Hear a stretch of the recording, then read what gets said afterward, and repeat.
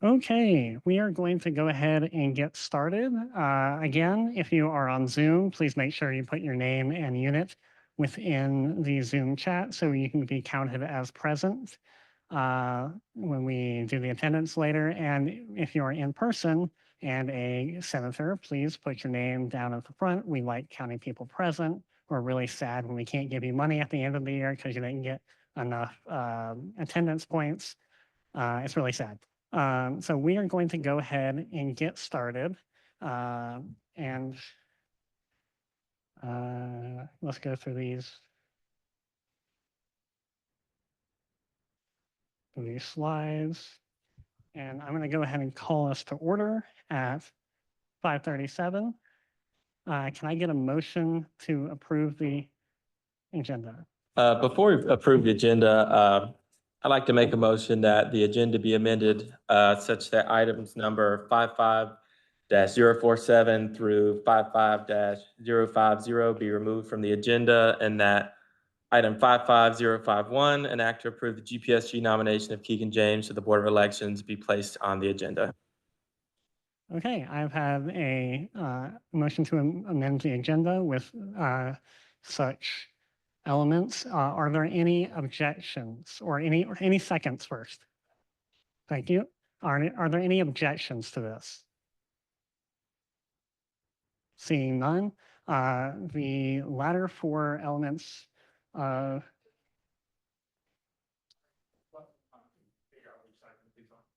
okay, yeah. These four items, Senator King, if you could go ahead and say them again.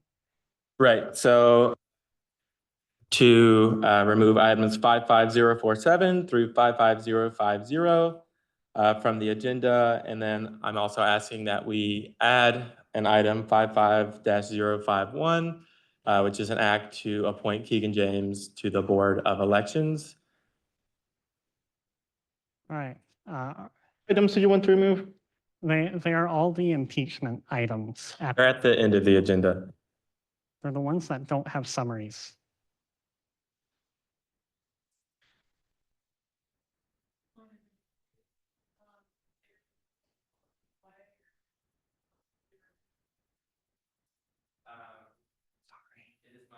Hear me? It is my intention to petition for an emergency meeting break, given that the GPSG presidential election is coming up.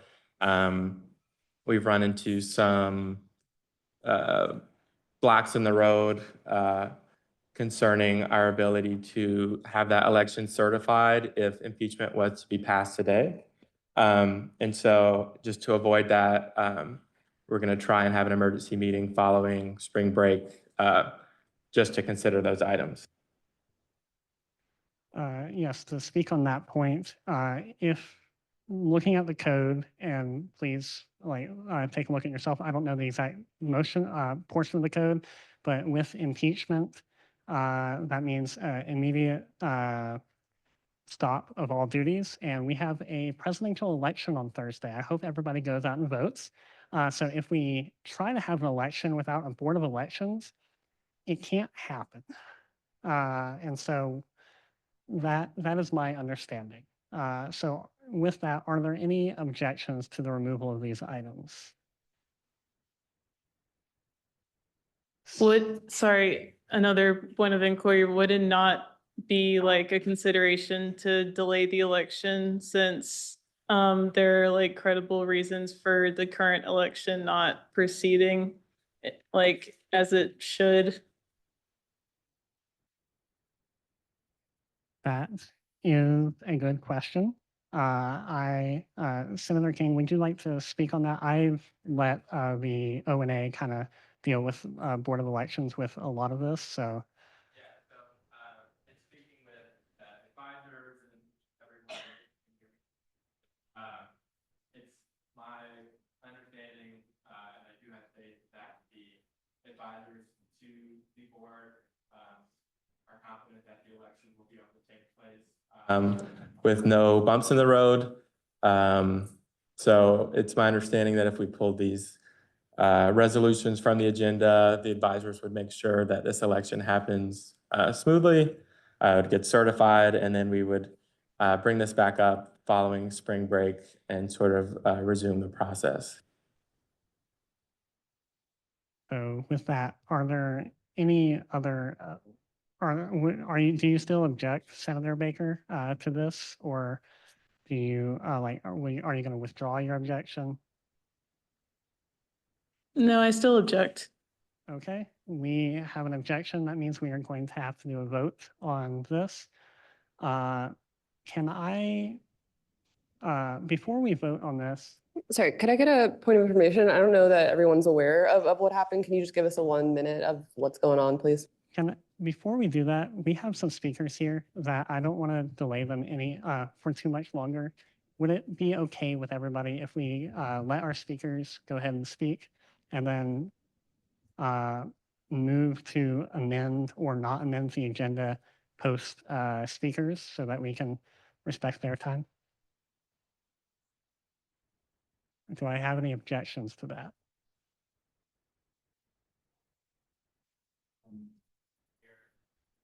I move that we suspend the rules to allow the speakers to speak before the agenda approval. Thank you. Do I hear a second on that? Second. Do I hear any objections? Seeing none, thank y'all. I'm going to go ahead and hand this over to our speakers. And I want thank y'all for coming. All right. Thank you, Will, and everybody for being here. I'm Brian Rabarzik. I'm with the Graduate School Associate Dean. And with my colleague, Vanessa Doriot Anderson, Assistant Dean, we are representing the Career Well team. Our group within the graduate school focuses on career and professional development for our master's and doctoral students in the programs that the graduate school administers. We've been hosting this kind of support for graduate students since about 2006 when I came into the graduate school, so quite some time, and many other institutions across the US have similar offices, similar professionals that will support the career and professional development of graduate students. Many of those offices are typically an office of one person, and we are lucky that we have more than one person supporting this endeavor as additional support in your academic programs. So we focus on various core competencies, and this is kind of a newly revised focus for us. So all the programming that we offer, various courses, workshops, initiatives, fall into one or more of these various categories. Ranges from career development to communication skills, leadership and management, professionalism, teaching, and teamwork and collaboration. So this helps guide us in terms of how we plan and how we offer our support.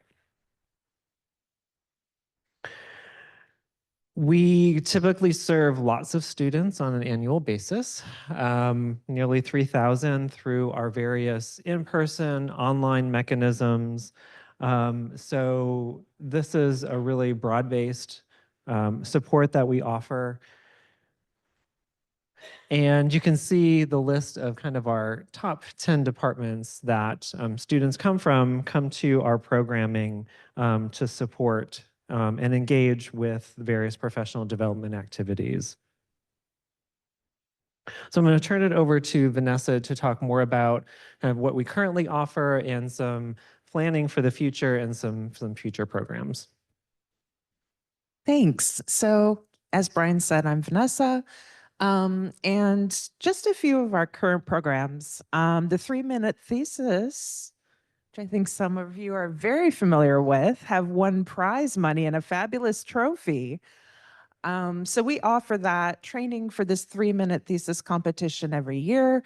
We host prelims, we host finals, and the top finisher gets to travel to the regional conference to also present. So I'm joining her in Dallas in a couple of weeks.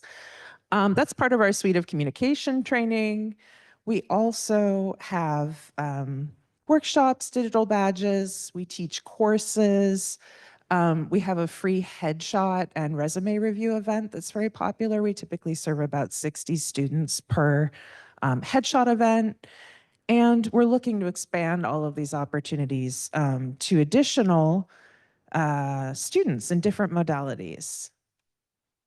We currently have an online presence, both through our synchronous workshops that we lead, through partner workshops, one-on-one virtual career conversations, Beyond the Professoriate and Beyond Graduate School, which are platforms that you can access synchronously or asynchronously.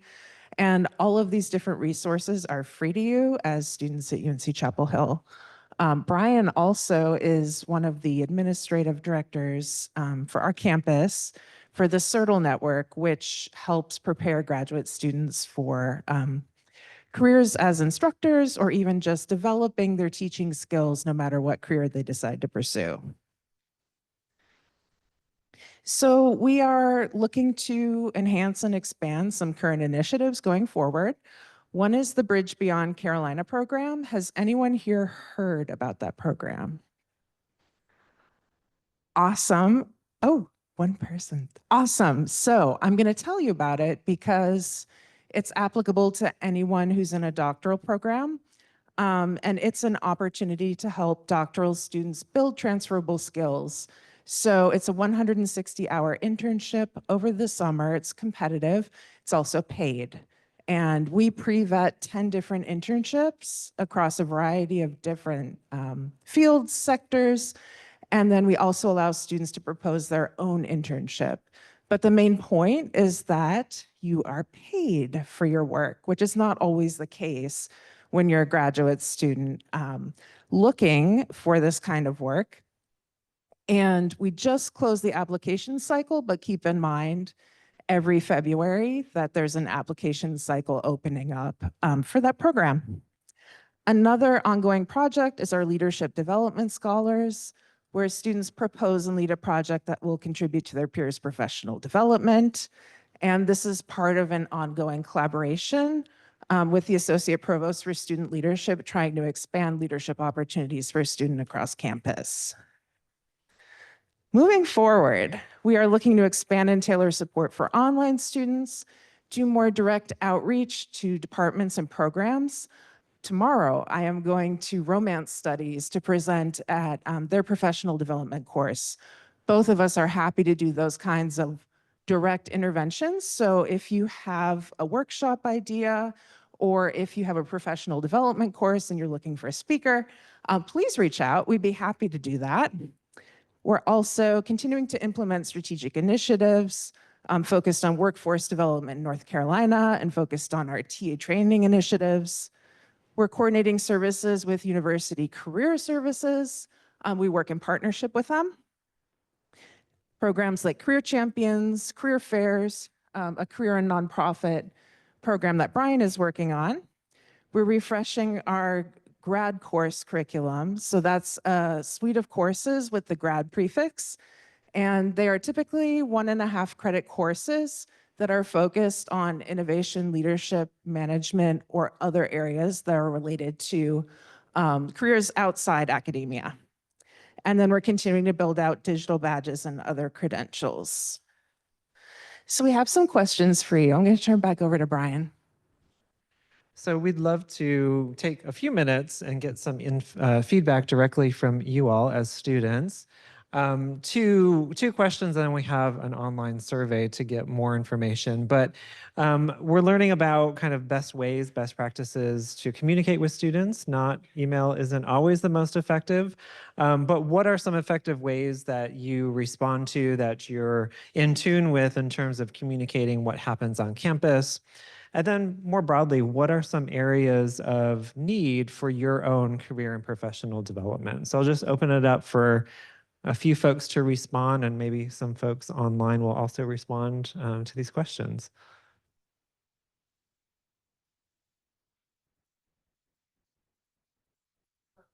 What can we help with? Yeah. Nissa Tucker, toxicology, at least as far as the second component. I mean, right now, the stability of a career in the sciences is just so troubling that it's hard to even consider how to develop my career. when, et cetera, et cetera. So hard situation to answer now, but thank you for what you do. Yes, absolutely. That career uncertainty, career transition is a big topic for anybody now, and hopefully we can help develop some of those approaches and skills moving forward now in your next step as well as in your future career. Hi, Thanks. Samantha Beck from Pathology. I personally actually read my email. I know that's not always the case for a lot of people, but I do really appreciate your emails with the various scholarships and fellowships and the career well in general, highlighting like the handshake and all the other interns. I really like that email. Great. Thank you. Yeah, we have bi-monthly emails that go out directly from the grad school, specifically focused, which is our Career Well newsletter. We also have a general GPS newsletter that is more all-encompassing for the graduate school. We also then follow up with our student service managers to also relay those messages. So you may not be paying attention to us, but hopefully through your departments also receiving some of those messages as well.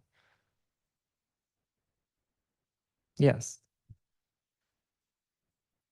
Something that I think would be personally helpful is, since I'm quite early in my PhD, a lot of the things in those emails that you send and the funding opportunities tend to be for only dissertation research, which I know is like the most common thing, but it would definitely be helpful for those who are kind of pre-third year to have opportunities or be made aware of opportunities like Bridge Beyond Carolina does. Anything in addition is super helpful, especially in the summers when most departments don't pay for funding. Thanks for sharing that. Yeah, in terms of funding, there's a separate listserv through our Graduate Funding Information Center, and we can certainly relay that message to them to try to highlight some additional non-dissertation focused funding. Yeah. Yes. In linguistics. So kind of on the same front, but from the other side. So I am a master's student, and there's only master's students in my program. A lot of those newsletters are PhD student opportunities only. It would be really helpful to have more for master's students, especially because the turnaround between we get into the program and we're launched out into the workforce is so fast. Absolutely. We are paying attention to that. Yes, there are discussions, efforts to figure out what would be helpful for master's students. In particular, master's students compose about 2/3 of the graduate student population here. And so, yes, we are working towards what we can do better to enhance support for master's students. The other piece that I wanted to get some input on, that we wanted to get some input on, is we're expanding opportunities in the experiential learning space. Bridge Beyond Carolina is one of those examples. But what else? Thinking more broadly, experiential learning. Typically, we think about that as a TA role. Well, I'm learning how to become a teacher. Or as an RA, I'm learning how to do research. But what other kinds of more broad skills, what kinds of opportunities might be helpful for you to engage in? And so we have just a short online survey with this QR code, but also feel free to additionally give us some input on what other dimensions of experiential learning might be helpful for you as we kind of plan out and expand this area. You had a hand up. Yeah. Oh, I have a hand online. Sorry, I did not see that. Hi. My name is Lauren Babinetz, Department of Geography and Environment. It's my first year in my PhD program, and something that I am always getting bowled over by and feel like I could use some experiential learning stuff on is just paperwork.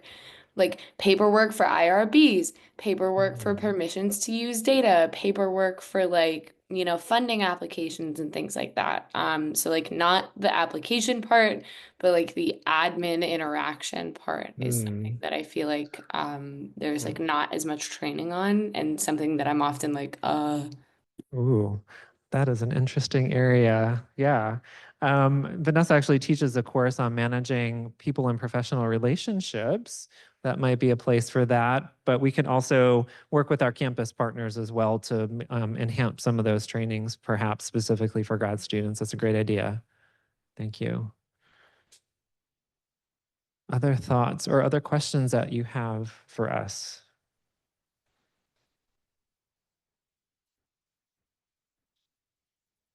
So I just wanted to say, if you think that you need something that's not being offered, do not talk to, I mean, I'm basing this on my own experience as a graduate student. It was a while ago, but I don't think that much has changed.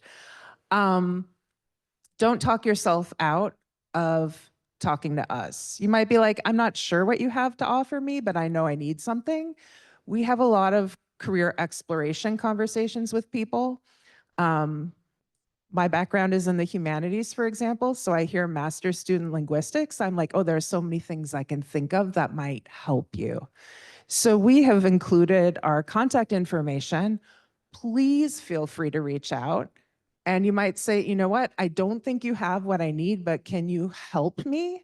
And we can have a 30-minute conversation and see where that goes. So don't talk yourself out of it. Please reach out. Please visit our website and please read the newsletter. It comes out tomorrow. Thank you so much for your time. Again, happy to hear more ideas, more input from you or other peers in your departments. So again, thank you for the opportunity for letting us join you. Oh, thank y'all so much. And please feel free to come back in future years of GPSG. We love having more resources and more, just more at our disposal. So thank you. I'm gonna get us back to our regularly scheduled program. Before I do that, do we want to, well, I will ask y'all, do we want to have the second event before our legislation while we are still suspended, while the agenda is still suspended, or would there be a preference to fix the agenda, then move into the GPSG presidential debate? For those that are speaking, I know one is the senator. Are you okay with staying or?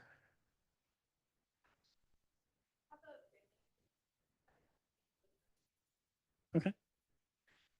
So let's go ahead and if everybody is okay, let's go ahead and do the debate first. And then after that, we can do a little bit of a recess. We'll figure out the agenda and resume the regularly scheduled program then. Is that okay with everybody? Omar. Mhm. Agenda currently adopted at like as is, or have we not adopted the agenda yet? Technically, we have not adopted an agenda yet. Thank you. We were going to, but immediately decided that we wanted to revise it. And then we decided to suspend adoption of the agenda until we can revise it. Okay, so I'm going to let our two speakers come up to the front area here, and I will hand this over to Katie.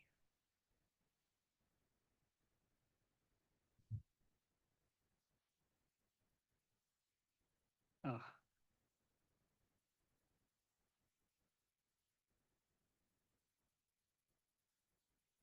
And I will also get you all microphones.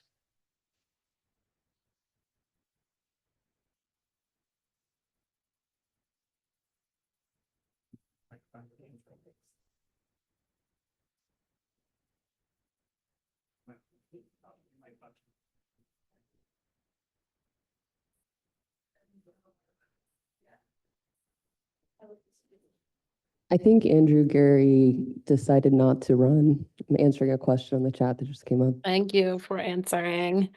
You got it. Hi, everybody.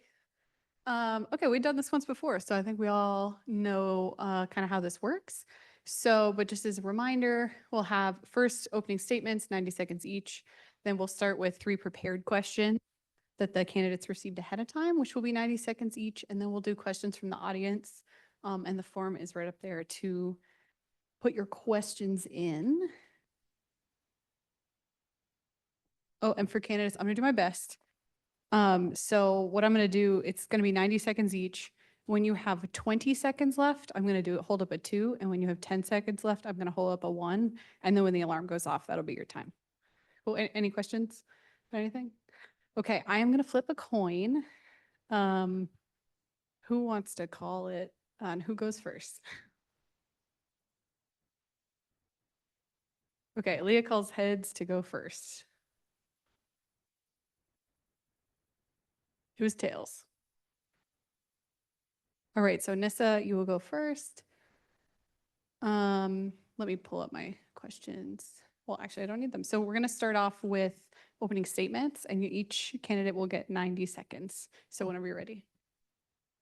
Hi, everybody. My name is Nissa Tucker. I am the senator from toxicology. I've been representing my department, the curriculum, for the last 3 years. So this is my 4th year at UNC, and I came in through BBSP. I think we meant to use this time to compel you why to vote for me. And so I just want to point to my legislative record here in the Senate. So fairly, well, you've all been here, you've all been voting, and you've seen how others have voted. So I'll maybe just leave it there. In my not GPSG senatorial time, what do?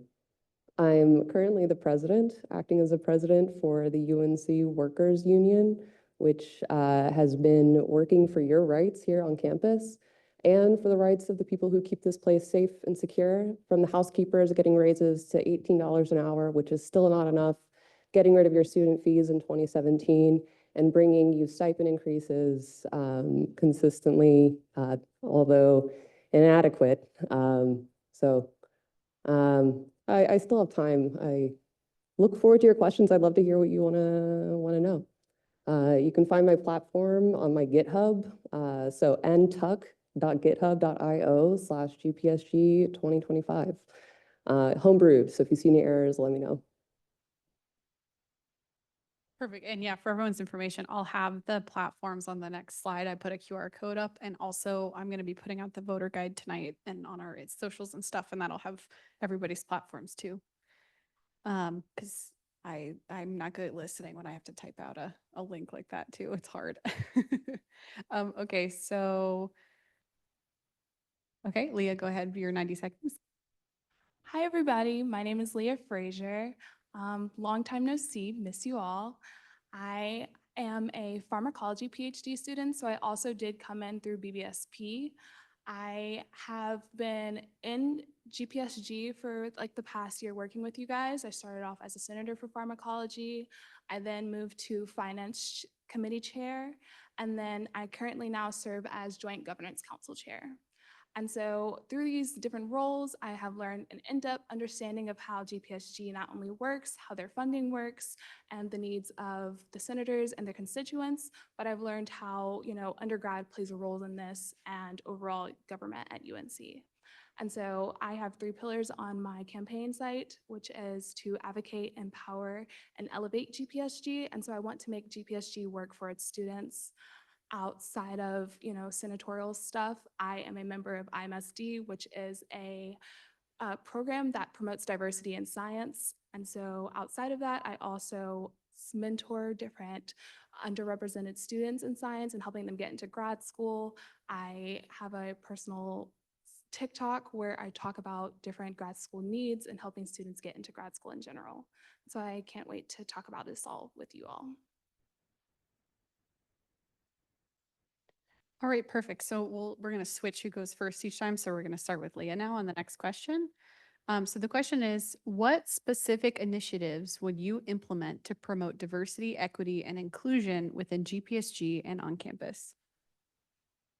So yes, it's actually something I have already started working on. I have reached out to different units, department heads, to see how the Supreme Court ruling has impacted students with diversity initiatives. Most of these department heads have stated that they have had issues with the university with getting information on different demographics from students immediately after students, choose UNC and approve UNC. And so I want to work with different senators, and I even reached out to the VP of Diversity and Inclusion so that we can try to find actionable ways to fix this and so that they can get this information needed immediately. You know, diversity, equity, inclusion, and accessibility are not buzzwords. I'm a Black woman who is in the process of trying to get, you know, some accommodations with the university. And so this is my life. I don't just say this for the fun of it. I say this for the future of it. I am enraged with what is happening in the world. And so I want to, you know, go with these different steps to make this better. And I want to work with different senators to see how you guys feel about it as well, coming from different backgrounds and different understandings. Diversity is not just minorities, it's women, it's people who aren't straight, it's people who don't go by certain guidelines of what we deem fit. And so, yeah.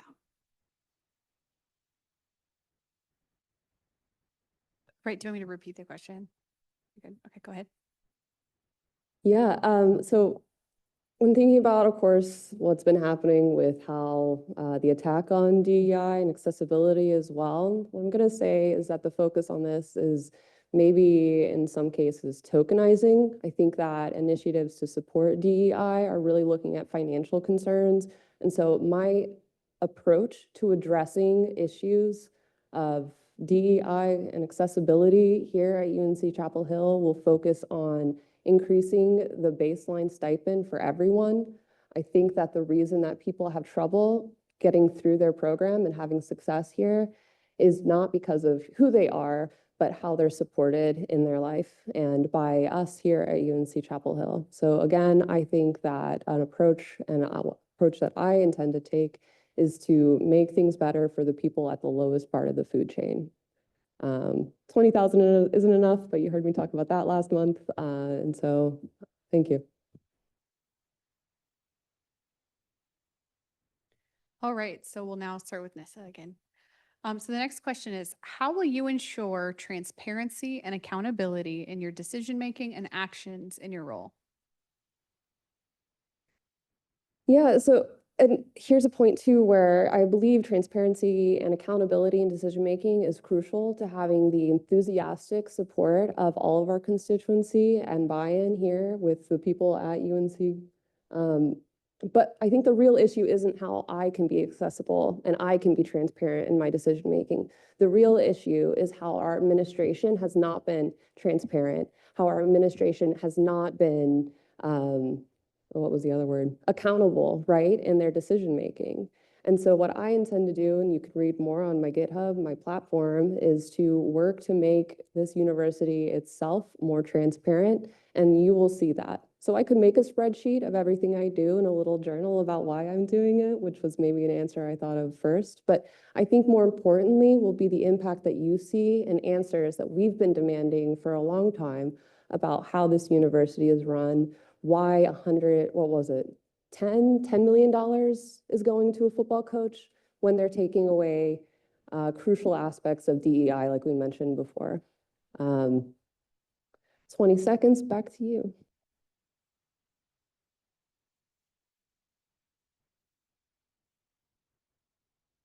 Okay, so GPSG should, you know, be transparent. There should be no hidden secrets about it.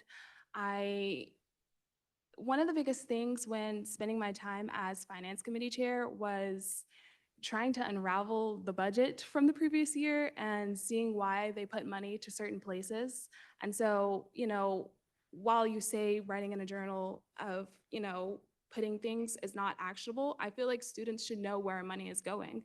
You know, making a dashboard of what our budget is, why we broke it down the way we did, and things of that nature are kind of important. I want to kind of start a forum with all students in general in ways that, you know, I can get feedback about what is happening in the exec from senators, from constituents in general. I feel that if I am doing something and it doesn't seem as transparent, I want it to be known. You know, I am not trying to run in this role for me. I want to run in this role to support GPSG and all of its graduate and professional students as a whole. And so, yeah.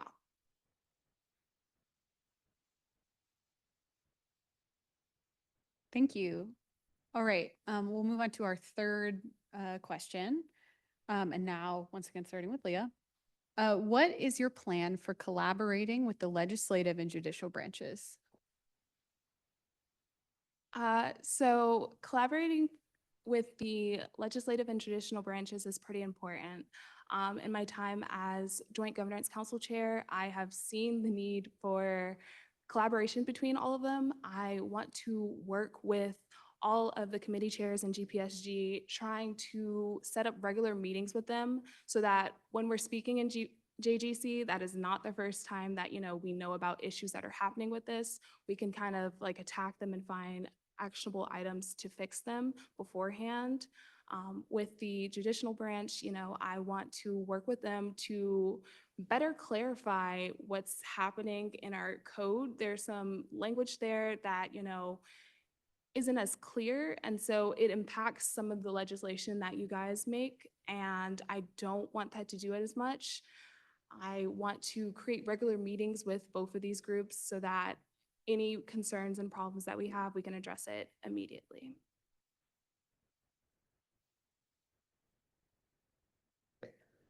So the question, how am I going to collaborate with the other two branches, right, of GPSG, the legislative, us, y'all? And so I have full confidence in your capacity to continue issuing resolutions that are in favor of what your constituents believe and to serve their interests. In approaching collaborations with the judicial branch, it's my, what's the word? I guess my platform that I think it's super important for honor court to be returned to our peers.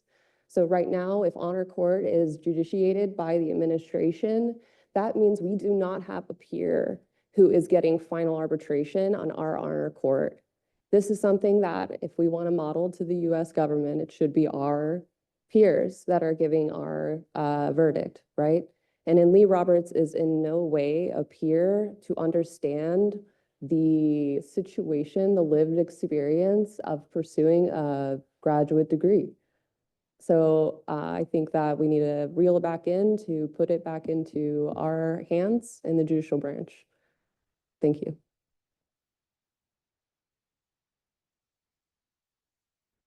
All right, so that was our three questions that our candidates were received ahead of time. And so as a reminder, if you haven't already put your questions in on the QR code, it's available there.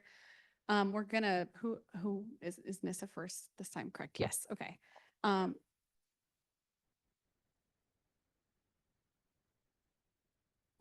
don't think that that's a motion.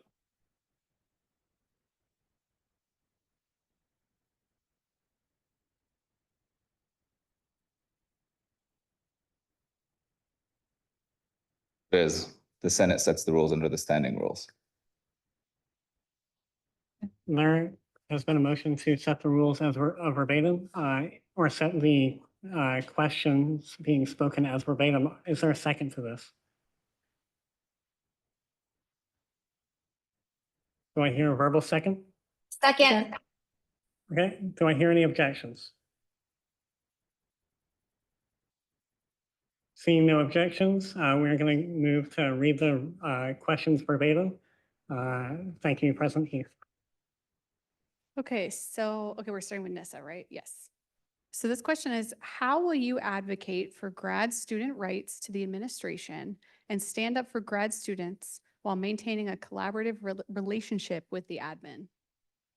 Yeah, and thank you, senators, for this question. It's super important to have a, again, collaborative relationship. And I appreciate that there are many stances that many of us here have taken that can be perceived as non-collaborative.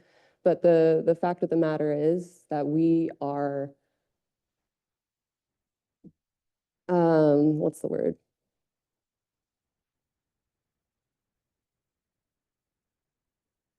There are many of us.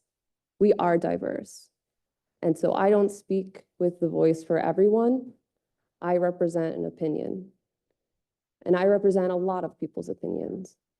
But not everyone will have that opinion. And there are people who are ready and poised to interface meaningfully with the administration that I think will do a great job of doing so and representing the points and the interests of our constituents altogether. Thank you. I can repeat the question also if you need me to. Okay, the question is, how will you advocate for grad student rights to the administration and stand up for grad students while maintaining a collaborative relationship with the admin? So great question. One of the first ways that I think is the best way to do this is to, get an ex officio onto the Board of Trustees. I have reached out to our newly elected student body president who is in the room and trying to already start this process. I know this is a big thing from GPSG side. It's something that's important to us. It's something that we need.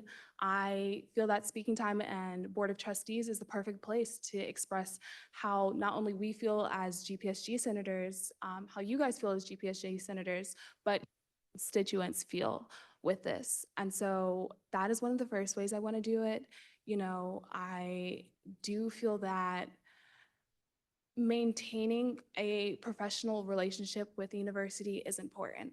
These are, people that have to accommodate to what we want. And so, for lack of a better words, there are ways to get certain points across in a professional way. In an email, you can say whatever to somebody in a very professional way. And I have experience in doing that. My leadership roles in various different areas have taught me how to do this in the best way while pushing what you guys want.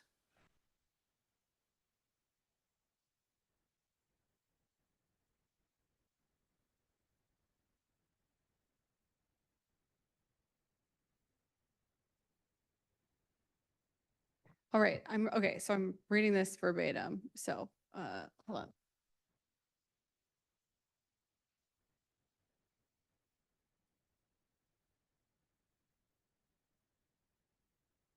Okay, go with Leah now.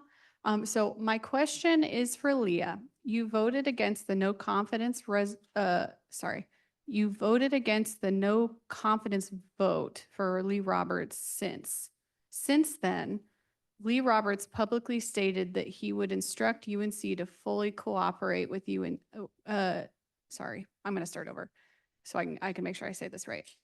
My question is for Leah. You voted against the no confidence vote for Lee Roberts Since then, Lee Roberts publicly stated that he would instruct UNC to fully cooperate with ICE against undocumented student. Do you regret your decision to not vote for the no confidence vote? So actually, part of my campaign does have this in here. I do acknowledge this. I'm very saddened by his decision to do this, but my vote for no to the no confidence resolutions from Senate side was based on pharmacology. I went to GMB, and for those who don't know, it's genetic medicine building. I went on the entire floor. I went door to every single lab in there, and I said, hi guys, these are the resolutions that are happening. How do you guys feel about them? And so I voted on behalf of pharmacology. When I voted in JGC, I voted on behalf of the finance committee. I messaged everybody in the Slack there, and I asked them, how do you guys want me to vote? And I voted based on that. The two finance committee members in the room, you can ask them and they can tell you, but I vote based on people. And so my stance for this, and being GPSG president, I will convey whatever you guys say in the ways, you want me to do it. But both of those things, I don't regret it because I was speaking on behalf of those people. That does not convey my personal experiences, my personal beliefs.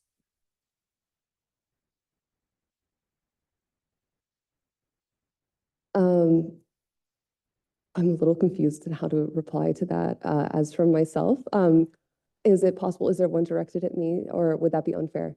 Okay, I can, that's fine. I think I would like 90 seconds then, but you don't need to repeat the question. Thank you. Yeah, I'm gonna, as GPSG president, act not only in the best interest of the people, us, we, our constituents, and our futures, and also on my personal integrity and reflecting the agency. And so what I'm hoping, and I'm coming here today to ask you in the room and you online, wherever the camera is, to vote for me as GPSG president, make me your president, and I'll not only convey and transmit the will of the people, but I'll also be a person myself. So I'm going to represent my own interest here, which I think are aligned with us in the room, and was it thousands of us here at this university that make this university run.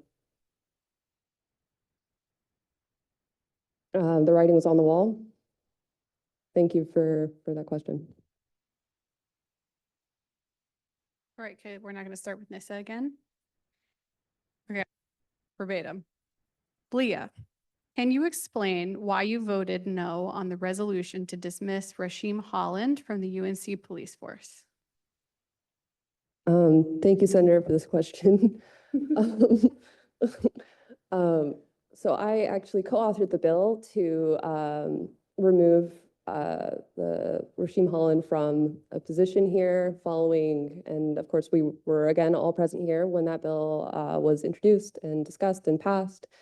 So I won't belabor the point in these 90 seconds, but I believe that student safety does not start and end with a police force or surveillance here on campus. And in fact, I think there are many, many features of safety and public safety that have been omitted and elided here at UNC Chapel Hill in favor of armed response, in favor of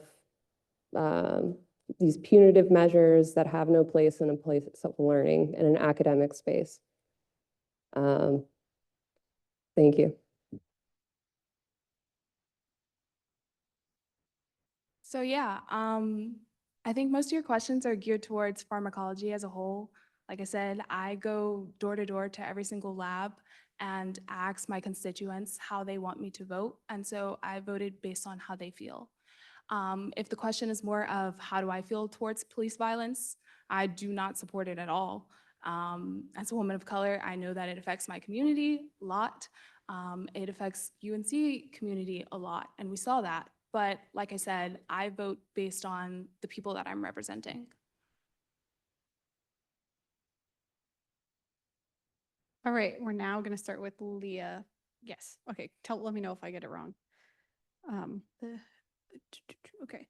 The next question is, what would be the first 3 policies you would prioritize upon taking the office of GPSG president? So first 3 policies, I don't have any control over most of the policies, legislation, coming from you guys, but things I do want to advocate for are vacation times for graduate students. I can speak from the PhD side, and I did try to reach out to some master's students about this nature and other professional students on how vacation time and time off in their either labs or program happened. And some programs do follow by university calendar, and so that's really, really great. But if you are anything like pharmacology or any of the other STEM sciences kind of departments, most people, research-based departments, I should say, they don't follow by that. And so another policy I do want to help improve and make sure it gets pushed out is the wellness days, because most programs don't abide by that also. And so the last thing I want to do is the D&I initiative to ensure that departments follow and can conveniently give out the demographics information that departments need to fully fund and keep going.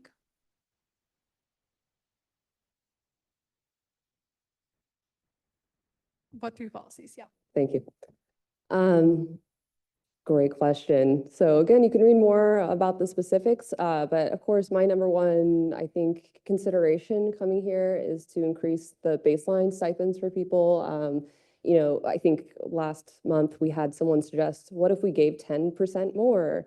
10% of $20,000 is $2,000 or about $150 a month. or somebody can fact check me in the chat. I love this chat here. But what I'm more excited about comes from my research interests. I am a toxicologist. Toxicologists look at the study of poisons specifically. So if you're thinking EPA, FDA, there's even work here in drug discovery or CDC, yada, yada. But what's been happening, if you look at our campus just down the road at NC State, they're looking at cancer clusters. They're looking at reproductive issues coming out of the very buildings that they work and live in. So the very air they breathe is contaminated with PCBs in buildings of a certain age on NC State's campus. And I'm going to go ahead and extrapolate based off the lead issue that we experienced here at Chapel Hill, that those PCBs and other environmental contaminants are here. So I only got to 2 of those, thank you so much. But testing for environmental quality and the impact that this is having on your health and your future is really important to me and my research interests. Thank you.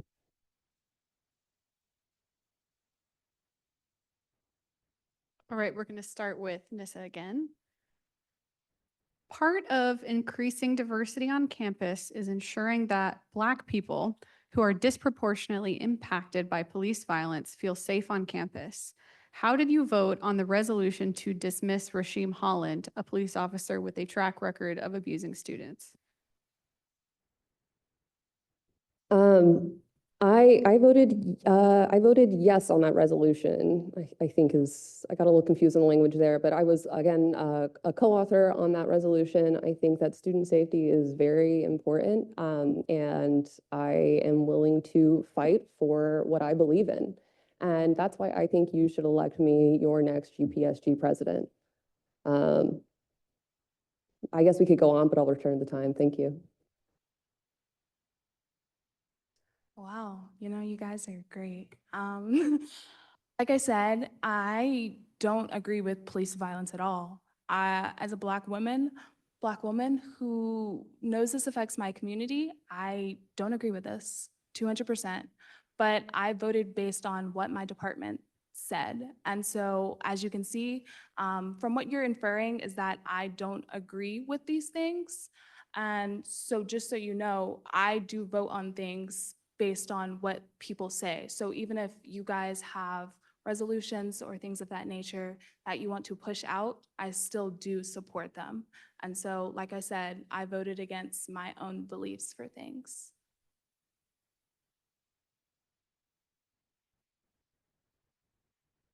All right, and I am reading these questions exactly verbatim as they were sent in. We're starting with Leah. Would you say LeBron or Michael Jordan is the GOAT? You have 90 seconds, go ahead. Being seen that I am born and raised in Durham, North Carolina, I'm going to go with Michael. What a fun bit of levity here. Thank you for that question, Senator. And I'm actually going to go third option, not presented here. I think, oh wait, no, I blanked. Sorry, I've outed myself as not a sports fan. Please don't hold it against me. Thank you for that question. All right, we've hit the 30-minute mark, but I want to make sure we give y'all the chance to do closing statements as well. So we're going to start with that. Yeah, I think Nissa would go first on closing statements and then Leah. Cool. Okay, you'll once again have 90 seconds. I'll do the hand motions. Go ahead when you're ready. Hello, fellow senators, fellow student body president and undergrad representatives, and our Daily Tar Heel reporter, Caleb Herrera. Thank you all and others for being here and listening to this debate. So I once again want to underscore that I am going to not only represent our best interests as people who attend UNC Chapel Hill, but I'm going to represent us with my integrity and my agency in supporting these issues that are most relevant to all of us and that impact our day-to-day lives, from how much money we make to the air that we're breathing, the water that we're drinking. I think that each of you should vote for me. Please, so that I can make these changes that are pertinent to not only our present, but our future. It's not much of a closer, but I appreciate you. And I love your enthusiasm for GPSG and representing your community. Thank you. Right, when you're ready. So yeah, hi guys. I want to thank you for your time and allowing me to speak to you all. I do see that you feel that I don't agree with some things that you all agreed with. And just to let you know, I do represent your whole body as GPSG senators and your constituents. I voted, like I said, based on things that my department said and not my personal beliefs. If you want to get into my personal beliefs, I'll encourage you to look at PhD Barbie on TikTok. I have over 14.7 thousand followers, and my beliefs on there are very much out there and loud. I also have my page on here. If you want to go on there and see any of my campaign items and what I believe in, please go on there. I'm sure that you all will agree with it. I do want to allow us to get higher stipends as one of the main things, because almost every single one of us qualify for SNAP benefits. So if you haven't gone out to apply for your SNAP benefits, please do. And I hate that we do qualify for them, but yeah, thank you and have a great night. Right. Thank you to both of our candidates.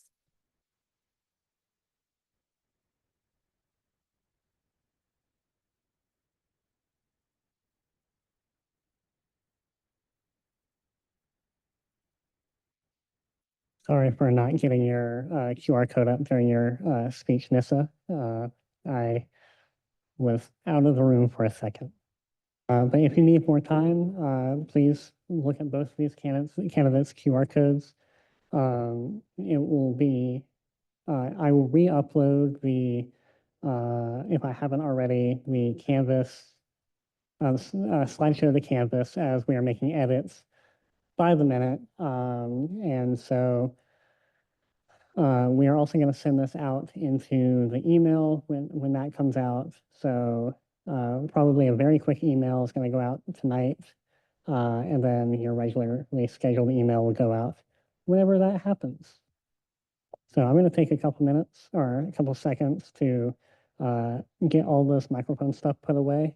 But before I do that, I would like to reintroduce the idea of amending the agenda, whether that wants to happen, the discussion that would like to happen with that. Would people prefer a recess to have that discussion? Or would Excuse me, people? I'm so sorry to interrupt before we get back to the agenda, but I just wanted to look for a point of clarification here on the usage of the chat in the online meeting. From what I had understood, initially the chat was just to introduce yourself and audiovisual issues, and then functionally, if you want to make a point to be able to speak in turn, as with sensorial process, the chat right now is just sort of like a comment section to the meeting. And I just wanted to clarify if that's the intended purpose, if we want to continue having like an open chat like this, just to get some clarification so we're all on the same page. Thank you, Senator. That is not the intended purpose of the chat, and the chat is saved for along with all other documents to be saved for all in perpetuity. Sorry. So please be mindful of what you say, as it is. This is a public meeting, and everything is public documents. But it does exist, and I am unable to monitor it as I am running the meeting and doing other things at the same time. So I just get to look at it later. Thank you. Of course. So is there a desire for a short recess, or would people like to go ahead and talk about the amending the agenda, what would people like? Currently, we have an objection. And then we have three senators. I saw Samantha Beck, I saw Hashem, and I saw Omar. I guess we can go ahead and go. Cool. You can go ahead and speak. Samantha Beck, pathology. I motion to not do a recess, so that way we are not here forever and that we can get through, because our bills tonight probably will take us a hot minute. So I motion that we just continue and discuss the agenda so that we can approve that and get going on legislation. Okay, there's been a second. I assume that there's no objections to that. And so would Hashem and then Omar, did y'all have something to say about, okay, y'all have something to say about the recess. Are there any or does anybody want to continue to object to amending the agenda? Can I ask a question? Does the point of clarification, does the text at the top mean that both candidates actually made the ballot? Like, did they get enough signatures? Are they going to be on the ballot?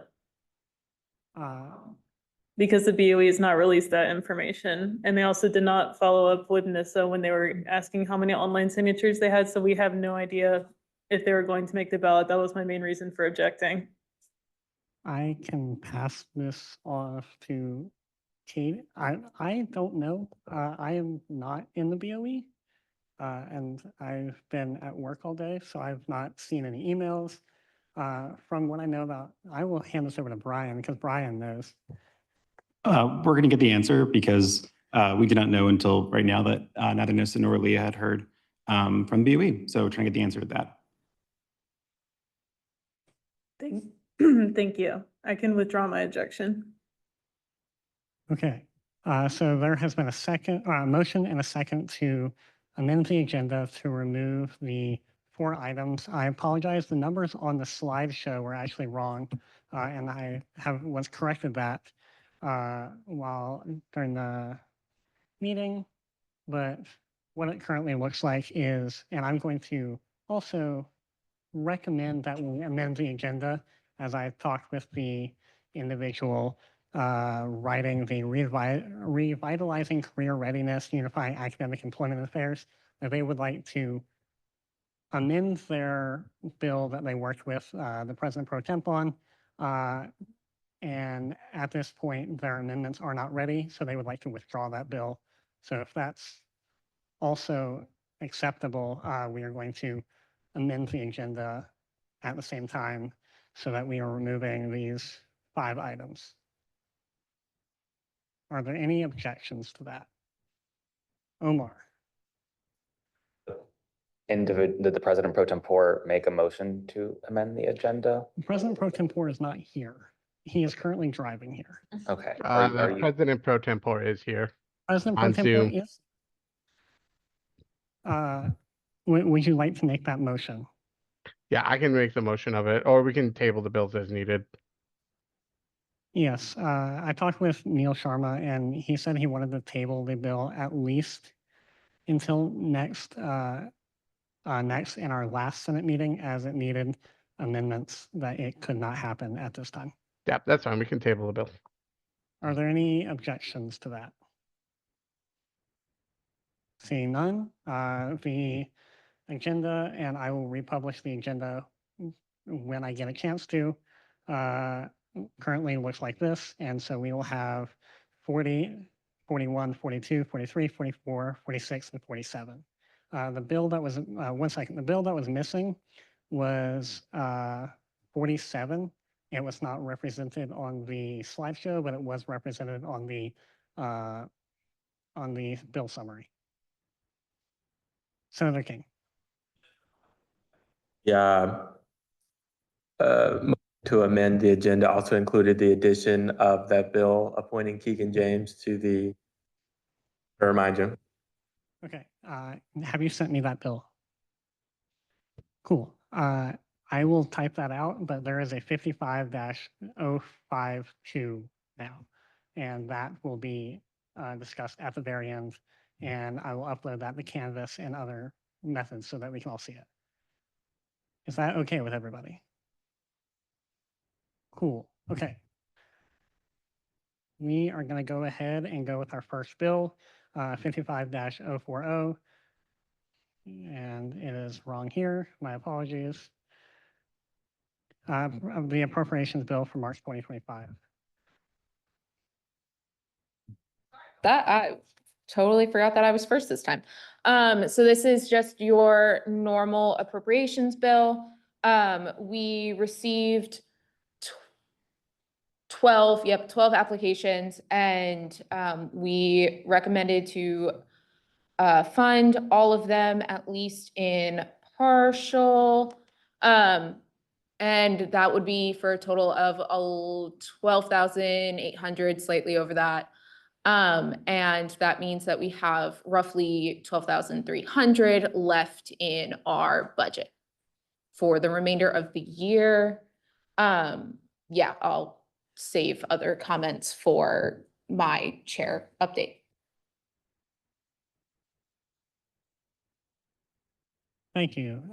Is there anything anybody would like to say about this bill, or anything on it, spending, any questions for Senator Beck?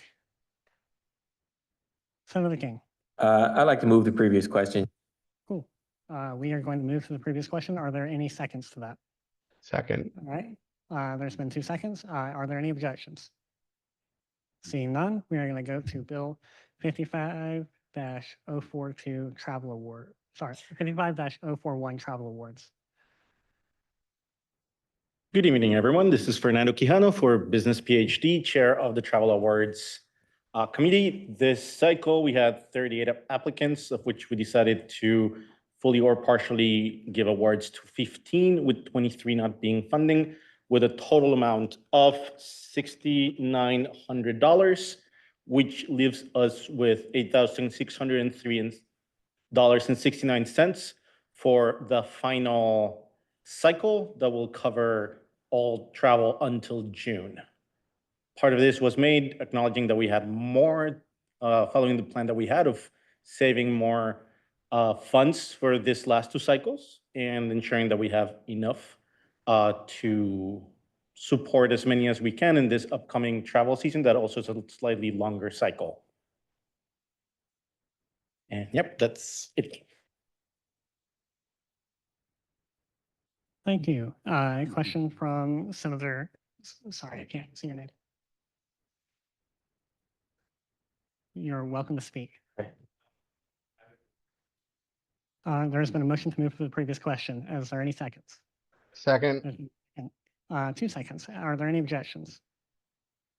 Seeing none, we are going to move to the next bill. Also, I apologize for my eyesight. If you're sitting past probably the 4th row, I can't see your placard. So, and that's with glasses. So.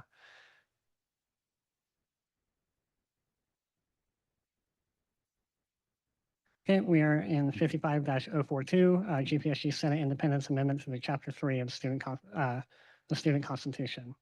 I'm going to turn this over to Hashem. Would you like a handheld or one of those? Or Can people hear me all right? Okay. Thank you. So this is a part of a suite of 3 bills. So there's this one and the 2 following bills. The primary concern here is about establishing the independence of the Senate from the executive branch and how things are currently structured. And on principle, I think the idea that the Senate should operate independently is something that I think we can all agree on. How this establishes it, this idea came up way back in November, I believe, and initially it was just the constitutional amendment without the code changes, but a lot of people thought that it makes more sense to have the code changes go along with it so people actually understand what they're voting on at the end of the day. I took input from a lot of people. I sent the actual code changes a couple of months ago to members of the Senate, as well as Brian, who's here as well, for feedback, and I got all sorts of feedback and answered all sorts of questions. But primarily what this does is that it would create a new position called the Speaker of the Senate, which actually reflects something similar on the undergraduate side where they have a speaker. The Senior Vice President would no longer be the most senior position in the Senate. It would be the Speaker instead. The Senior Vice President can, with their consent, still contribute to the Senate, help with certain tasks based on the delegation of the Speaker. And the President Pro Temp would also still be there in a secondary position after the Speaker of the Senate. Largely, most of the code changes are regarding how, just like what responsibilities they have, and largely it's just some responsibilities were moved from the SVP to the Speaker.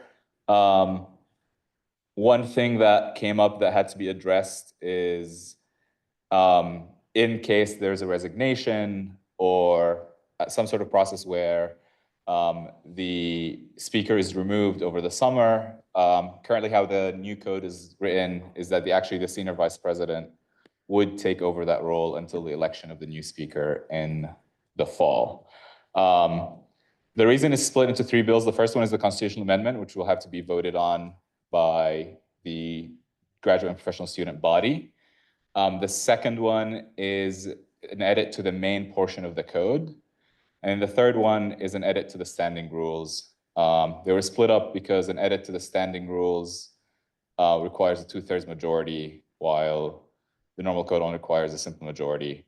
There is 1/4 bill that was tabled in finance until the actual constitutional amendment passes. But that one is a very simple amendment to actually compensate the new position, the same compensation that is awarded to the Senior Vice President. Happy to answer any questions.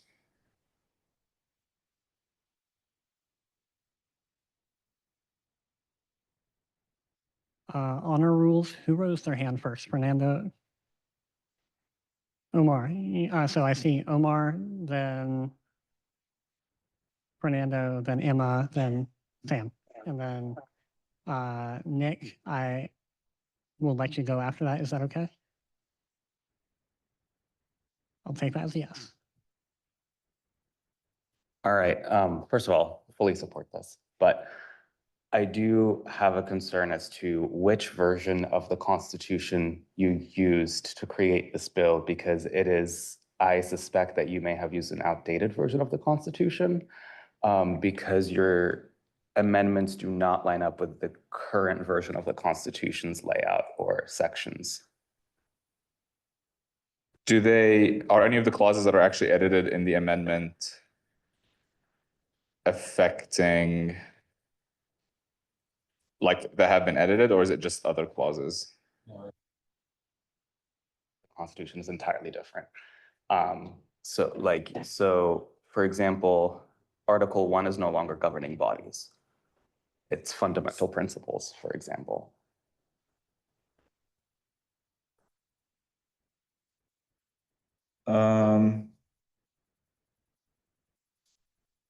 I mean, I'll have to look at it, see if it creates any issues.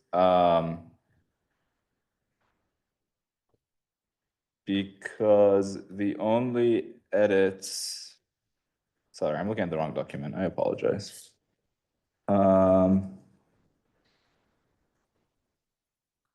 I can try to address it, look at it, and have it answer while we go through and see. I mean, the edits are pretty minor. So let me see what version there's currently uploaded, and I can cross-check them. Okay, actually, sorry, I just cross-checked you. You're good. I wanted to make sure, but you used the right version. You're good. Use the right version, correct? Yeah. Okay. Sorry. Bit of clarification, Fernando Quijano, business PhD, was the right constitution used? Also, if senators can make sure you talk into the mic, I was having a little bit of trouble hearing all that. So we love these mics, but they are temperamental. Okay. And so Yes, to answer the question, yes, the correct version was used, is what we concluded. Thank you. Okay, who is next? Fernando. Oh, business PhD. I have multiple questions. I don't know what would be best just to go with one of them. Perfect, and then I'll continue. Perfect. The first question I have about this change is that by the speaker being a member of Senate representing a unit, would they still be able to vote on bills while having some power to decide which come to the table or not? And does that represent a conflict of interests? I am unsure, but I don't think I saw anything regarding their ability or not to vote in the current bills. The current bill does allow the senator to maintain their position in the Senate as well, and therefore they would still be a voting member. This is modeled after how the U.S. House of Representatives Speaker, they're a voting member as well. There are rules in which Will brought this up, which was the fact that, sorry, the senior vice president brought this up with respect to what would happen if they're voting on a measure against them, like an impeachment vote or removal vote or something like that. In those cases, there is a provision in the code that would that they would not be able to preside over the Senate in those cases. But if it's just regular business in the Senate, then yes, they would, at least how it's currently written, they would still maintain their vote, just reflecting how the U.S. House of Representatives functions. Right. Oh, Fernando, what we're going to do is you asked one question, and I'm going to move to the next senator, and then you'll just be back in line. So that was Emma. Sorry, for Senator Wren. Emma Wren, linguistics. Can you clarify what the remaining roles of the senior vice president would be if this went through? Yes, the senior vice president has roles with respect to the executive branch and assisting the president and whatnot. And they would still be able to serve in a capacity in assisting the Senate with certain logistics and whatnot if they are willing to. So they would still be able to do that. There were some suggestions to actually just get rid of the SVP role, but I think that would be too rushed. If come spring next year and we think, okay, there may be a redundancy, then we can remove it. But I think for the this, having the most smooth transition into this more independent structure, I think keeping the SVP there is actually very important until we get more clarity. I hope that answers the question. Okay, and then we are going to go with Senator. Sorry. So Samantha Beck from Pathology. First is just a point of clarification. Are we talking on all three bills right now or just this one? Technically, I guess we're only talking about this one, but maybe I've been breaking the rules by talking all of them. Can I make a motion to discuss them all at once? I don't. You can make a motion to suspend the agenda or a similar motion to do so. I would prefer that we didn't, especially because there's a number of questions about this one, and then we'll go to the next one. You can always refer back to previous bills if you would like. But I'm also if that's what people want to do, I'm not going to stop y'all. We're all here to work together and make these bills. So, President Pro Tem Pelosi. Hi, I'm Nick Pelosi, Health Policy and Management. I have one question on this regarding, but one statement beforehand. If we're not going to remove the SVP now, and we're going to do it later on, that's going to require a separate referendum. So my point on this would be either make one decision or don't. Otherwise, we're going to have another referendum and another referendum. And I think that's going to be extremely challenging to do.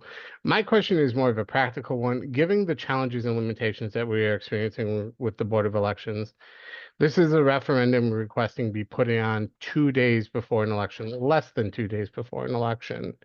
Does this seem reasonable and feasible to ask the student body to make a drastic change like this with less than 48 hours notice?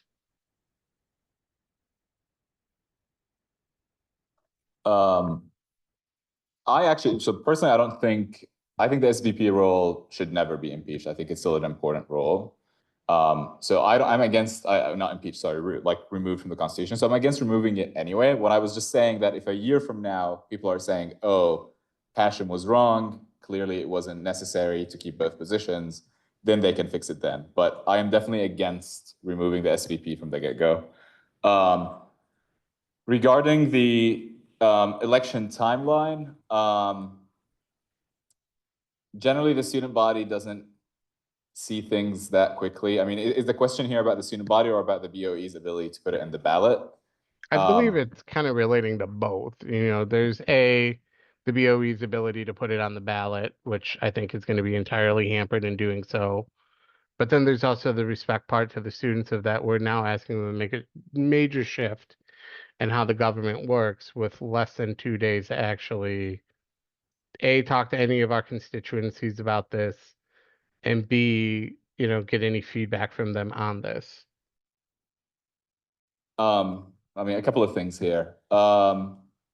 There is another election, which is, I think, on March 20th, which is the Senate election. I thought about putting it for that one, but that one I think has even worse turnout than the GPSG presidential election, which is why I was against that.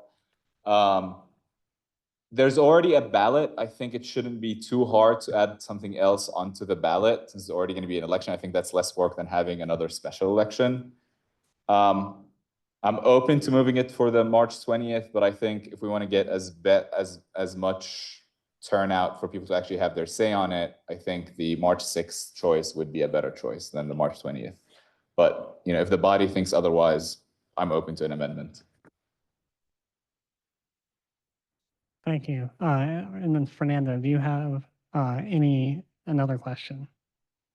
Also, are there any other hands? Please just raise them. Okay, Omar, are you okay with going after Fernando? Then, okay. Fernando Quijano, business PhD. I'm kind of, this is part of this, or rather, one of the more specific bills, but I'm going to bring it nonetheless, which is currently the process for selecting the senior vice president includes an evaluation of multiple candidates with interviews that are done, and it takes multiple months of searching and requesting individuals to go up for this position and be interviewed. However, now this would be replacing that with being a member of the Senate that might have just been elected. And I just wonder what are your thoughts justifying by doing this change that also the process of vetting this position would also so significantly change? Hi, from Media Economics. First of all, the vetting process for the SVP, as we saw at the beginning of the semester, did not save us. We had an SVP who did not have the time to do this job, even with this months of trying to do a process where we check on them, see what their capacity is, what their abilities are. And then within a few days, I believe SVP Will was able to come into that position and do a much better job. So it's really, I think the way things work here in a very fast-paced manner, and I think a speaker who's from the Senate is going to be actually a lot, people are going to understand what the needs are of the Senate rather than it being someone completely from the outside, where the Senate actually initiates the process of choosing a speaker rather than it being the executive branch. I think will actually make things operate smoothly and avoid what happened in April through September of last year.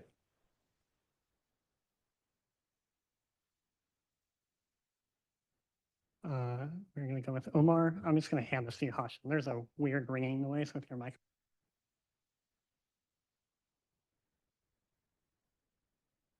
IB bioinformatics and computational biology. So my first thing that I want to clarify for anyone who doesn't necessarily know is that this position, if it's created, even though they would be a member of the Senate, because they would be the presiding officer of the Senate, per Robert's Rules of Order, they cannot make motions.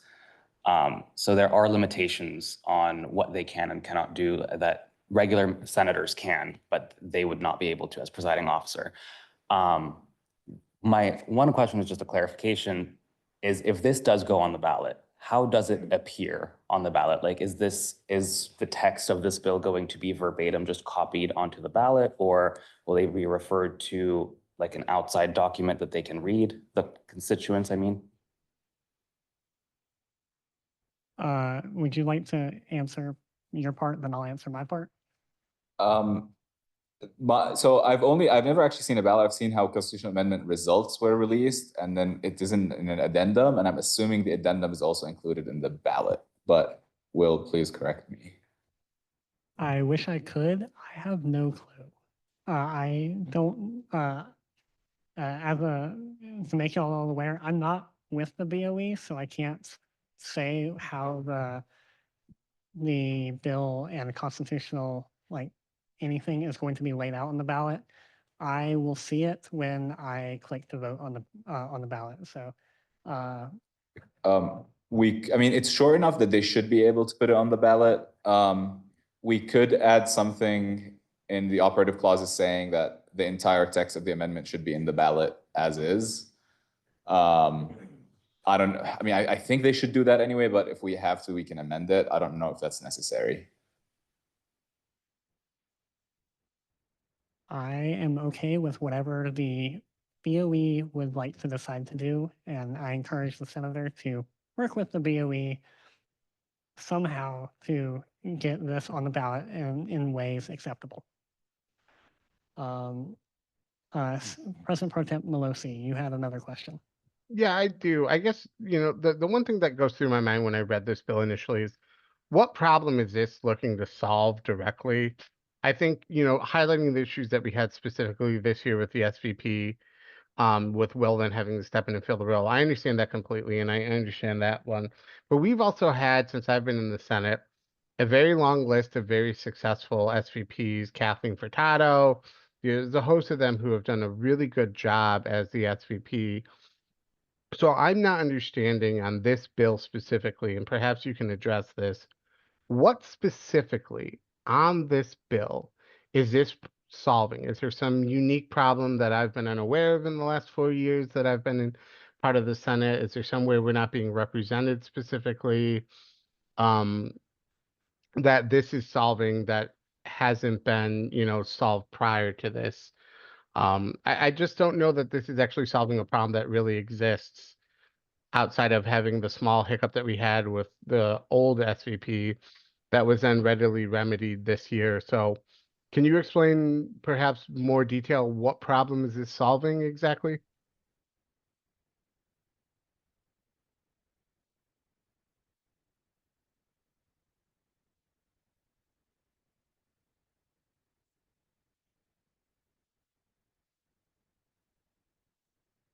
Can you guys hear me? Did you guys hear my question? Yes, we're sorting out the microphone. We did. Oh, Sorry. okay, perfect. Sorry. Technical difficulties.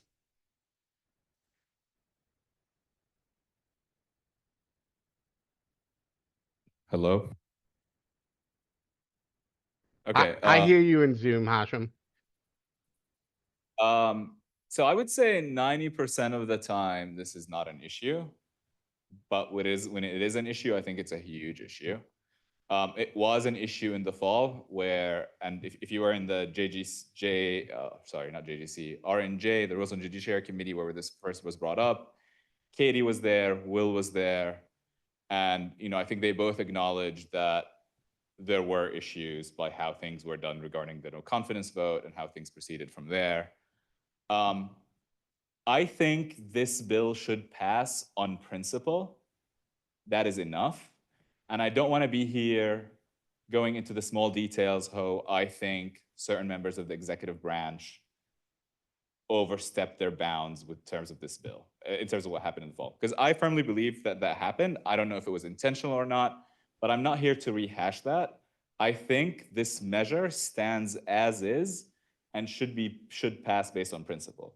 If that's not enough for you and you want me to just bring out a laundry list of how I think the executive branch overstepped, I can, but I don't want to do that. So I guess what I'm hearing is that there's a one unique scenario in this case relating to the bills that we've previously discussed. I guess I'm not seeing this as a long-term problem that needs a resolution to it. It sounds like this is something that maybe should be addressed interpersonally between yourself and the executive branch versus revamping the entire body. We are currently in a debate or answering questions, but it is a back and forth. So thank you, President Pro Tem Pelosi. We're going to go with Senator Beck and then Senator Rackley, if that's okay. So my whole thing was I was going to move to end questioning on this bill so that we can go to the actual code changes, and that maybe some more of these questions could be hashed out during those. There's been a motion. Is there a second? Objection. There's been a second and an objection. What is your objection?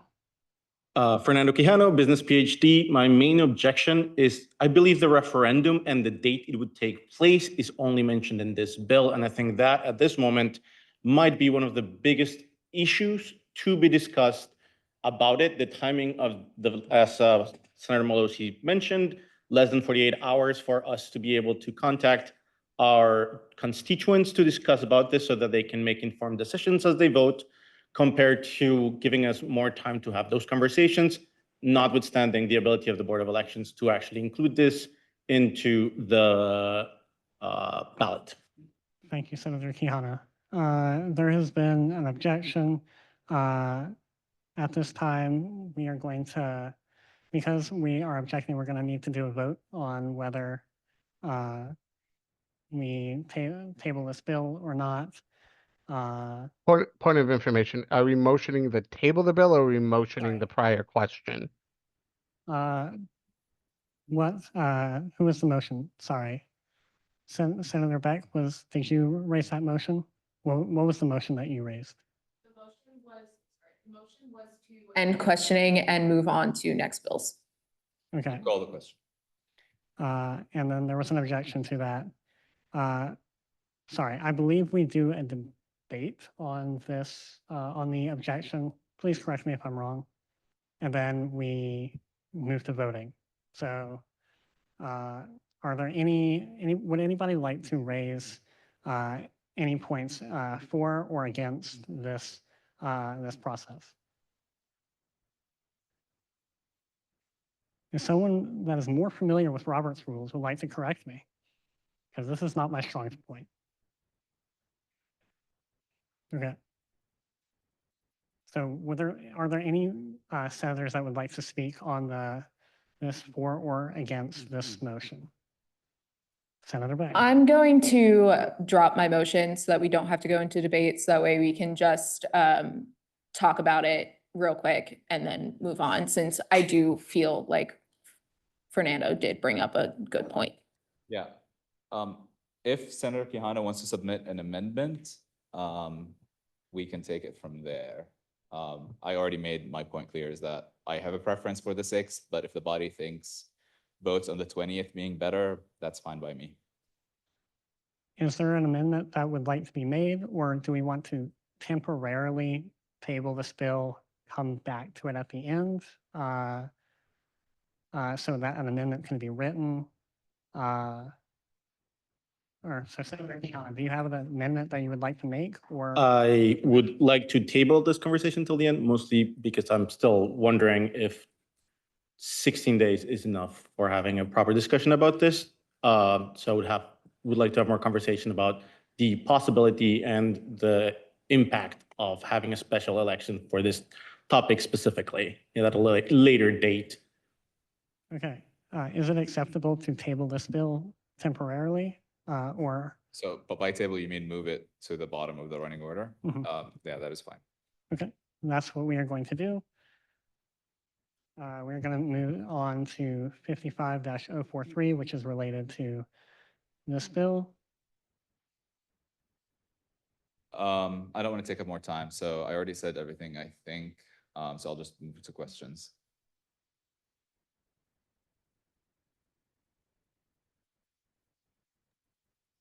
Can I ask my question now?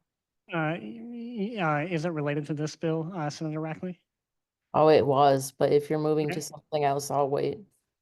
No, you are welcome. Okay, so they have the speaker in the undergrad senate. Did you talk to the undergrads and like ask them what about that was working well for them? I have not talked to undergrad senate, partly because the way the undergrad senate operates is actually, I find very objectionable, and I really do not want advice from them, to be completely honest. Okay, fair enough. Senator Wren. Senator Wren, linguistics. So you do not like the way that the undergraduate student senate functions, but you do like that they have a speaker of the Senate.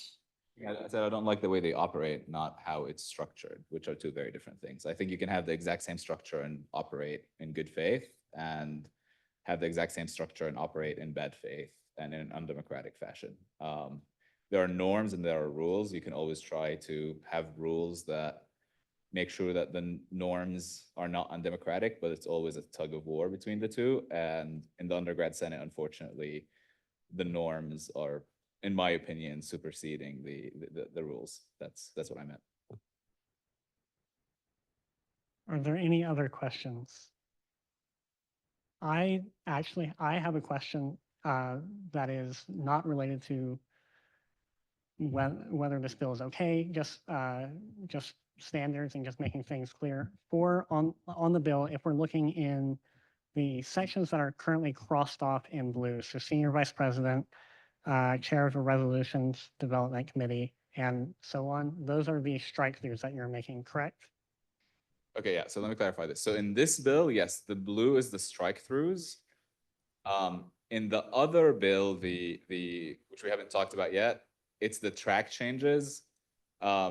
Myself and the chair, we discussed this, but we realized that the other bill is there's just a lot of edits that and there's already like some older edits that using the blue thing was going to be more confusing.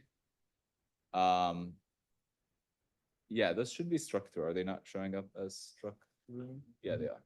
They are. It's just I want to make clear to everybody. Yes. So in this bill, the blue are the edits. In the bill that we're going to look at next, it's the track changes. So Nick Melosi, Health Policy Management. I do have a question regarding this bill, Hashem, specifically germane to this bill.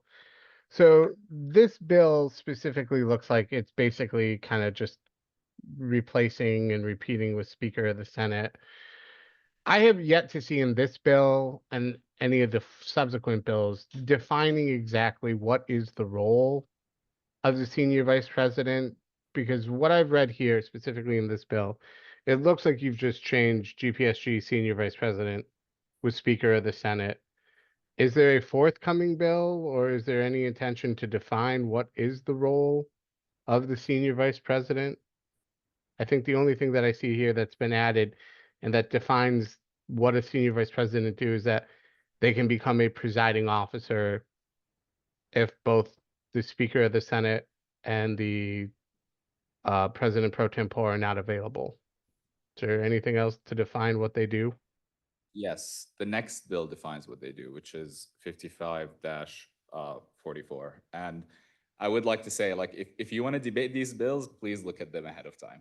Like, I'm sorry, we're like, if you have strong opinions on this, please take the time to look at these bills. It's really frustrating. Point of information. And let me finish my point. I sent these bills and these code changes 3 months ago. If you had objections to them, like, this is the forum to bring them up. But this seems like a disingenuous effort to try to bring down these bills. And you can do whatever you want, but it's frustrating to be completely unaware of what's going on in these bills, even though they've been sent 3 months ahead with the code changes. So yeah, I'm just putting it out there. It's your right, but I'm just pointing it out. Information, Fernando Quijano, business PhD. I currently have a baby in the NICU, so I'm sorry I am not able to look at this at the speed that you might want. I'm trying to do my best here to address the questions I have based on the timeliness that I've been able to. I have dealt with a complicated pregnancy for my wife, emergency C-section. So I understand your point and your frustration, but do understand that there are some of us that have to do other things and are trying to do our best. I would appreciate that you take that into account before using that, shall I say, passive aggressiveness without knowing the context of the people present in this room. Thank you. My comment was not addressed at you, actually. But I mean, personal issues aside, I just don't like, it wasn't addressed at you. But there could be other personal issues for who this was addressed at, but that still doesn't mean that it's okay to just kind of come to the debate and not actually understand what the bills do and try to debate bills that you haven't yet read. We have a hand from Mandy Fowler. I do have one point of order just outside, just to try to remember from speaking in R&J, was point 3, the chair of Resolutions Development Committee. Was that meant to replace R&J, or was that renaming R&J? I think it's taken out completely. Okay, so it's fully taking out, and then R&J is not on the list of taking over the Senate. Oh, I see what you're saying. I will introduce a friendly amendment to change it to what you're suggesting. Okay. And so I saw a hand from Mandy Fowler. So Senator Fowler, did you have a question? I saw that the hand disappeared. If it No, was I'll yours. put my, I just, that I wanted to point out that I did not think that the senator was speaking directly to the person who had, the senator with the pregnancy complications is all. Thank you. Are there any other questions on this bill? I'm going to go ahead and make the changes, but if there was anybody that would like to raise their hand and speak while I do that, Senator Wren.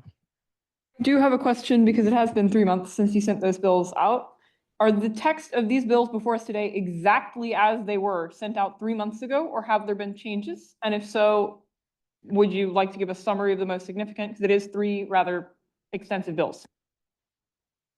There have been some minor changes. One of them is what I mentioned earlier, which is that the senior vice president pointed out that there wasn't a clause to make sure that they wouldn't be presiding over, this is the next bill, so I don't know if I should be talking about it, but it wouldn't be, that they wouldn't be presiding if the question of their removal is on the table.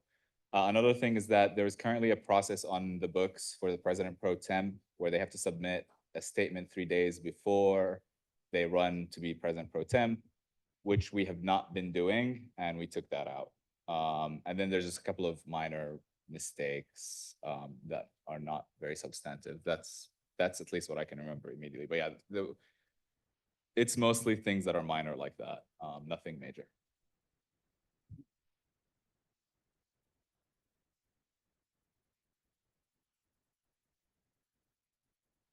Is that an acceptable friendly amendment, Hashim? It just says Rules and Judiciary Committee. Okay. Senator Beck. Motion to end question and move to the next bill. Okay, there's been a motion. Is there a second? Second. A second. Are there any objections? Seeing none, we are going to move to the next bill, 55-040. Sorry, 044.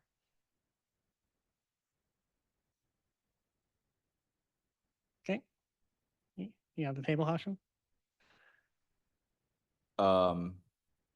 Again, already mentioned everything, so I'll just move on to questioning. I don't want to take up time. Okay, thank you. Senator Beck. Pathology, there we go. So in the text of the code changes 3.103, the election of the Speaker of the Senate, I double checked this with the track changes. So hopefully I am still correct in saying this. So maybe it's just me double checking. In 3.103 section A, it says prior to the first Senate meeting, any senator may self-nominate to be the president pro temp. But this is in the section of the election of the Speaker. So I would just ask to make a friendly amendment that it says the Speaker rather than President pro temp. Is this 103 Part A?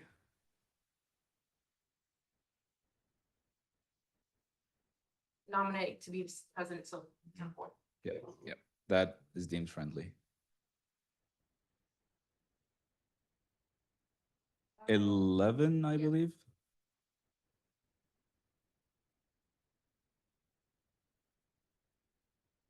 At the very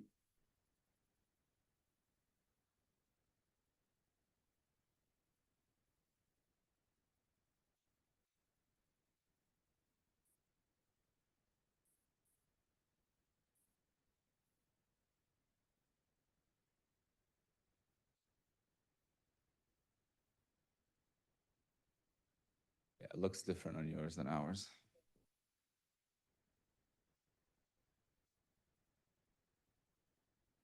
So it's 3.103. 3.103.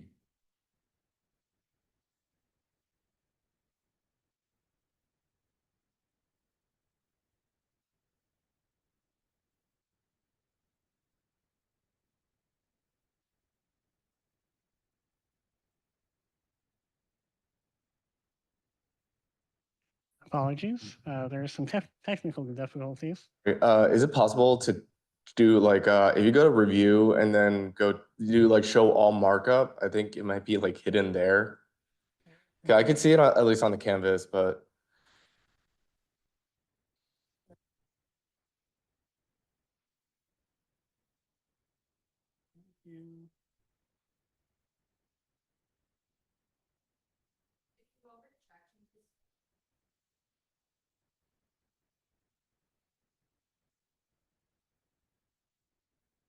I'm going to reopen this bill. Sorry, if there are any other questions, we're going to get to that in a second. Senator Beck. That was it's friendly, but so this one's an actual question. I have a little bit of an issue with the timing of the term of GPSG speaker, sorry. So they go from September, like the start of the legislative session in September through summer governance, and then the next one gets elected at the next start of the legislation. Personally, I know that a lot of work goes in over summer governance, setting up how the next year is hoping to run. So I'm just a little concerned about that change of, I'll call it change of power, happening right then, knowing that there's a potential for some confusion about like what the Speaker of the Senate set up over the summer for then the new Speaker of the Senate to come in and not necessarily know all of those things that happened. Can you be specific about like what kind of things you're worried about happening over the summer and not carrying through in the fall? Yeah, so for example, like, and maybe this is more of the SVP role of like setting up the meetings. Like I personally like knowing when and where every single meeting and having a calendar invite like way ahead of time.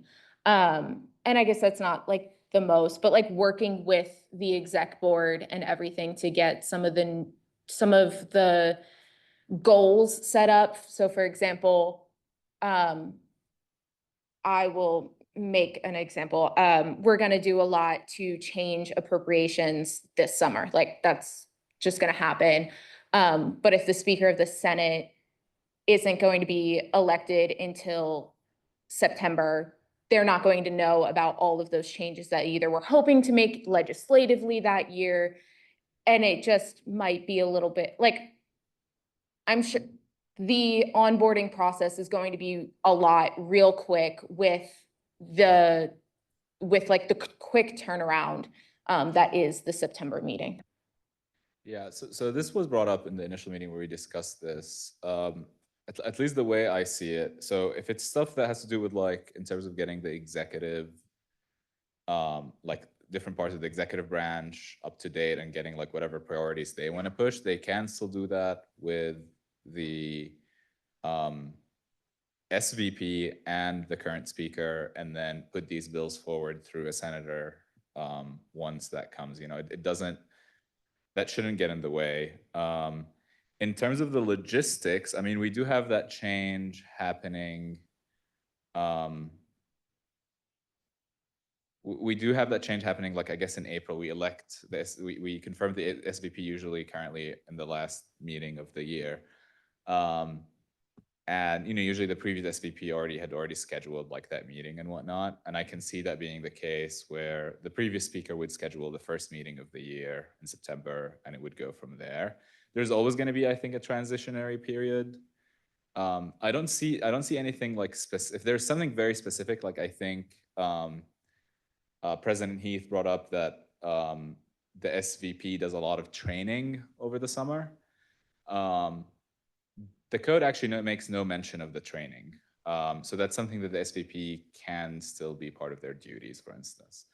So you have something to add? If it's okay, I just wanted to say the transition document for SVP is about, I think it's about 120 pages. So I still haven't read all of that. I'm doing my best to. I think I'll get it by April. And so I still want to say that there is some training that is needed. Yeah, but I think that brings us to the point that there is like, we all have other jobs, you know, we all are very busy, and at the end of the day, we're all trying to make it happen. It's always going to be the case. I think there is not going to be a perfect structure. But if the reason the timeline was selected as is just so it kind of goes along with like the term of the Senate, at least the majority of the Senate who are elected in September. But we could look into changing that as well if people feel strongly about it. Thank you. Are there any, sorry, before I get to you, there was a friendly amendment. I did manage to, I somehow hid all the track changes. So am I looking at it? This is on page 12. Yeah, so yes, the election of the Speaker of the Senate, if you go down to where exactly you were just like a second ago. Okay. So 3.103A, the friendly amendment was to change any senator may self-nominate to be the president pro temp. That should be the Speaker of the Senate, not PPT.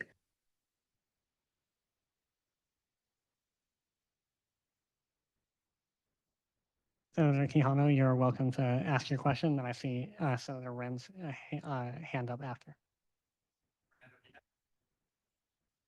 Oh, can you hear me? Yeah. Staying in the item 3.101, terms of the Speaker of the Senate, I see that, as Senator Beck was mentioning, the current term would be from when they're chosen the first meeting of the academic year till the next election year. It is very possible that the person that's selected is either a second-year professional student or a final-year PhD student. So it is very likely that in many cases, this Speaker of the Senate might be a final-year student, graduate or professional, and therefore would resign, I guess, their post on the April meeting, therefore moving the senior vice president to have to do a handover at that moment, not only with the SVP, but also new to the role with the Speaker of the presidency, and then once again have to do that at the beginning of the year with the newly elected one. So it would be logistically going from one handover a year as it is, with the very likelihood of having to do two handovers in the same year, or during the transition. So logistically, and maybe going back to a point previously brought up by Senator Malocci, we might be introducing more logistical problems to solve a current problem based on recency. And kind of going back to the idea, or would we passing this more because of idea lines or more from a logistics perspective? And so just wanted to bring this and hear your thoughts about this potential logistical issue that would be introduced very probably by this change due to this additional requirement for handovers of information. Yes, so you are correct in the idea that if someone wants to be speaker, but they're graduating, they would have to resign and they wouldn't be around over the summer. And then the SVP would take over the duties until a new speaker is elected. I have considered shifting the timeline to start April to April. The issue is that there are students who are on a one-year master, and that, like, what are the odds that we will elect someone who's a first year to be a speaker? It's unlikely that someone want to do that, unless they were already at UNC, they were already involved when they were undergrad in student government, maybe. But the idea is that if we change it from April to April, we're simply excluding the ability of anyone doing a one-year master from actually ever having that position. So there's like an equitability, I don't know if that's a word, aspect to it that also played a role in the reasoning. Information, following up on some of the complications, there could be additionally senators who would not be elected till the August, September, that therefore would not be considered in the April election. So just wanted to sequence it. Yeah, moving it to April, I don't think would be a solution because that would introduce even more problems. I think more is the the intent of this bill from a logistical versus ideological perspective. Senator Wren. Emma Wren, linguistics. I have sort of a related question. So I'm thinking about what if, say, an April to April term senator was elected the Speaker of the Senate.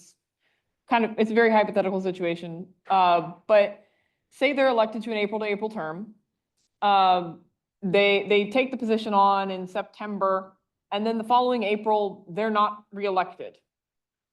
What happens over the summer? Do we have to hold a snap speaker election? Because it's not that they resigned, they were kind of booted. So my interpretation of the code of how it's written, actually it says you actually don't have to be a senator to be the speaker. You can be a non-senator and be nominated by a senator to be the speaker. So in theory, even if you're no longer serving a term in April, you could still serve in your role as the Speaker of the Senate. You would just lose your voting privileges in the Senate, but there wouldn't be any Senate sessions anyway after April, unless there's an emergency session, but you would have no voting rights after that. But you would still serve in your role as the Speaker of the Senate. Senator Wren. This is a secondary question. If the Speaker is not a member of the Senate and does not go through the extensive training that the senior vice president does, sort of what guarantee do we have that they're going to be competent at their job? We do not have a guarantee, just like we do not have a guarantee that the senior vice president would be competent at their job. And we've seen that happen in the past. But let me finish my point is that there would be a transitionary period for the speaker as well. And we also have senior vice presidents who have never been senators before. So it really I don't see, if you would like it to be such that it has to be a senator, that's fine. I would be open to an amendment like that. But I'm just trying to make it in a way where the pool of the people who can run for this position is wider, which is why that measure is in place. There's Senator, I can't pronounce your last name. I'm so sorry. Senator Omar. You're fine.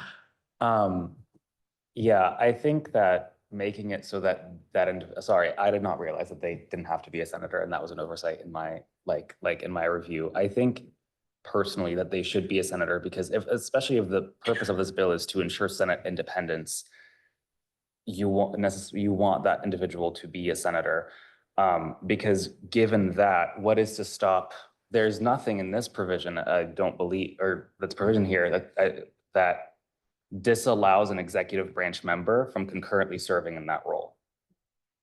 So that was earlier, Senator Wren asked me what other edits we made. That was actually something that the senior vice president brought up. We have made one more edit, which is that if you are elected to the speaker, you must resign from any judicial or executive roles. So that does do that. Thank you. Are there any other questions on this bill? Okay. Senator Tucker. So can I motion to move the? I hear a motion to move from the previous question. Is there a second? I hear a second. Are there any objections?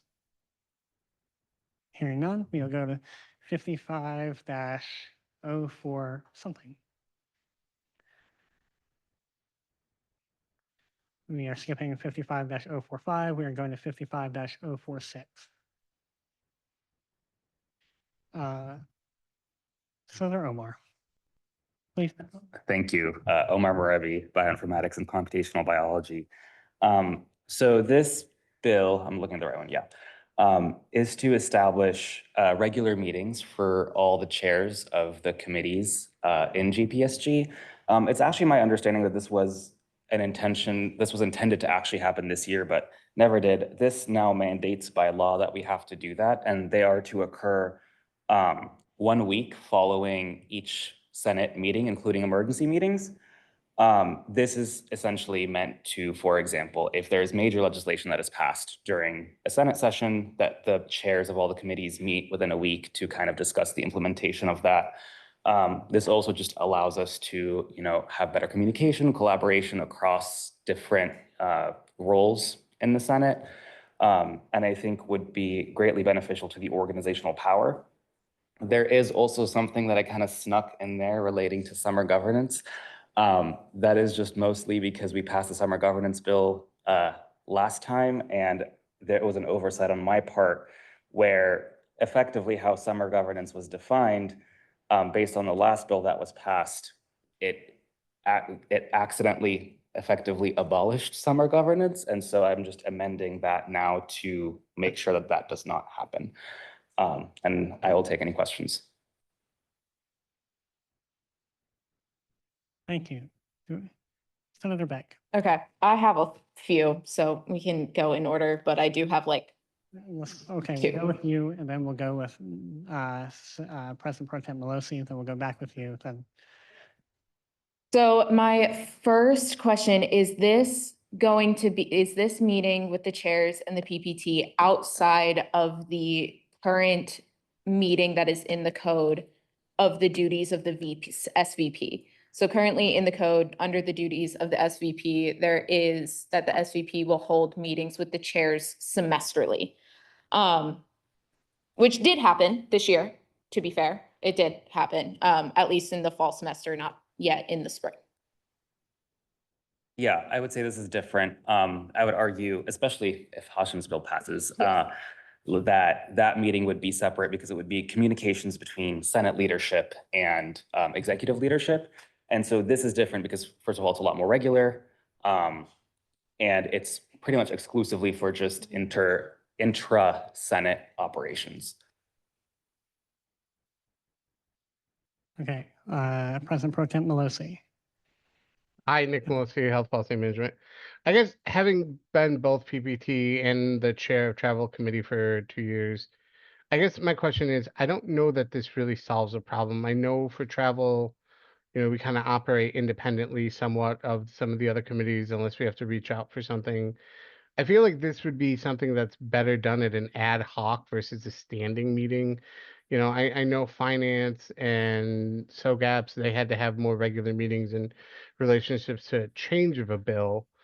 However, I feel like this is something that we're adding on a standing meeting to people who already have a bunch of meetings within a week. Is there something within this where you consider adding something about making this ad hoc as needed to have this versus having kind of the redundancy of having a semesterly meeting with the SVP versus having this be, I believe this is monthly if I'm reading this correctly. Would be correct that it would be monthly. I would be open to that amendment. I would not consider it friendly. I would want the Senate to vote on it, just because. So I understand that travel awards, this might not be very effective for them, but for example, as chair of finance, I have had to have delegates from SOGAPs come to my meeting. I have had to have separate discussions that covered a lot of the same subjects with the appropriations chair and the travel awards chair. There has been talk about putting someone from finance on appropriations and travel awards and vice versa. And at one point, it just became a lot of, we're effectively just sending delegates, each committee member is now a delegate to every other committee in the GPSG. And while I can understand it for travel awards that, they kind of have their own title, they operate very independently. There is significant overlap with the rest of the standing committees. And I do think it's important to have that communication there. And again, in terms of the redundancy, I don't believe, again, especially if Hashim's bill and a constitutional amendment passes, that they are the same thing, because one would be communication between the Senate and the executive leadership. The other one would be communications for Senate leadership only. Senator Beck. First of all, I also want to support what Nick just said, that an additional standing meeting would be quite a lot. I'm not going to lie. I spent 2 hours prepping for my appropriations meeting that went 4 hours long last week. We're currently already over by 10 minutes and not gonna nowhere. Like, we still have how many more bills to cover? And then I'll have to spend some time, probably like an hour plus tomorrow, going over the meeting today to send out emails. Then having an additional meeting within a week would be a little bit excessive, but I'm not gonna be chair next year, so I'm just saying, like, it is a lot that probably an ad hoc would be better. And then additionally, so currently how section Title II, Section D reads, currently during the Senate recess, this meeting shall include all the legislative members of GPSG summer governance. Summer governance is already made up of every chair or somebody from the different committees. And so having a meeting with the chairs after the summer governance meeting that is already a meeting of the chairs is absolutely repetitive. Yeah, let me clarify that. That's only, so these meetings only happen after a full Senate meeting. So during summer governance, the Senate is not meeting, so these things don't happen. That part D was just to clarify that effectively this meeting during the summertime, if it has to happen, let's say the Senate does have an emergency meeting, it is just pretty much summer governance that has to meet. But there is not, during summer, there will not be a monthly regular meeting of all the chairs. Okay, President Pro Tem Pelosi. I do have one question relating to this as well. Have you spoken to each individual chair of the committees to see if this is something that will better serve them? Spoken to 3 other chairs, and I did get their support on this. But no, I did not speak to every single chair of all the committees. Are there any other questions? Do I hear a motion to move to the previous question? Okay, Senator Reisenberg. Yeah, I just want to say I support this. I mean, I think I've wasted way more time in like dealing with the repercussions of not having this meeting than I would in sitting in this meeting. So yeah, it's fine with me as sub-abs chair. Senator King. I'd also like to speak in favor of the bill. I'll just give my perspective as oversight chair dealing with BOE stuff the past couple of weeks.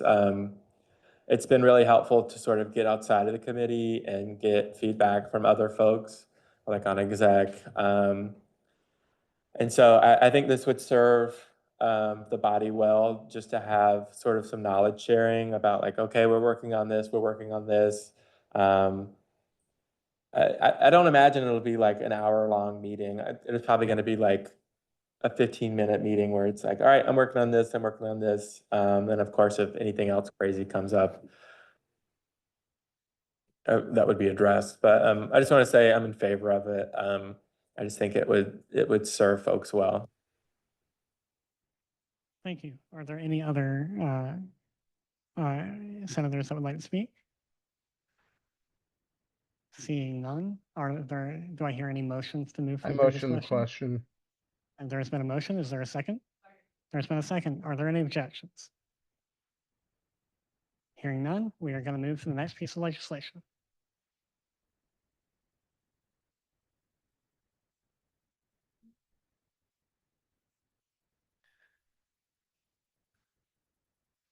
You have the floor. Thank you once again. I'm Rabi, bioinformatics and computational biology. So this one, obviously a very extensive bill.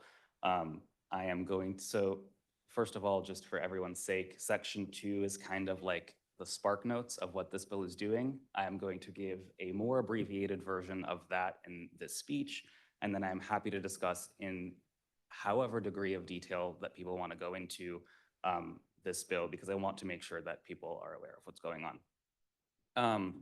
This bill aims to rewrite pretty much all of the financial regulations of the GPSG. The current financial regulations of the GPSG are written based on a dream. They are contradictory in many senses. They are unclear in others. They give blanket powers to certain individuals without any kind of delineation or specificity of how those powers should work. Additionally, there is not, for example, clear delineation of kind of the difference between what the VP for Finance does all the time versus what the Senate Finance Committee does. So this bill aims to, number one, just, you might not want to have the track changes because that's kind of, so this bill aims to, for example, make the VP for Finance, more of an executive role. They'll be responsible for the day-to-day expenditures and kind of authorizing them, documenting them, et cetera, and installing the Finance Committee into more of an oversight role. It also clarifies a lot of financial language. For example, one of the things is that we in the GPSG use allocation and appropriation interchangeably. They are not interchangeable terms. They mean something in finance. And we usually don't use them correctly.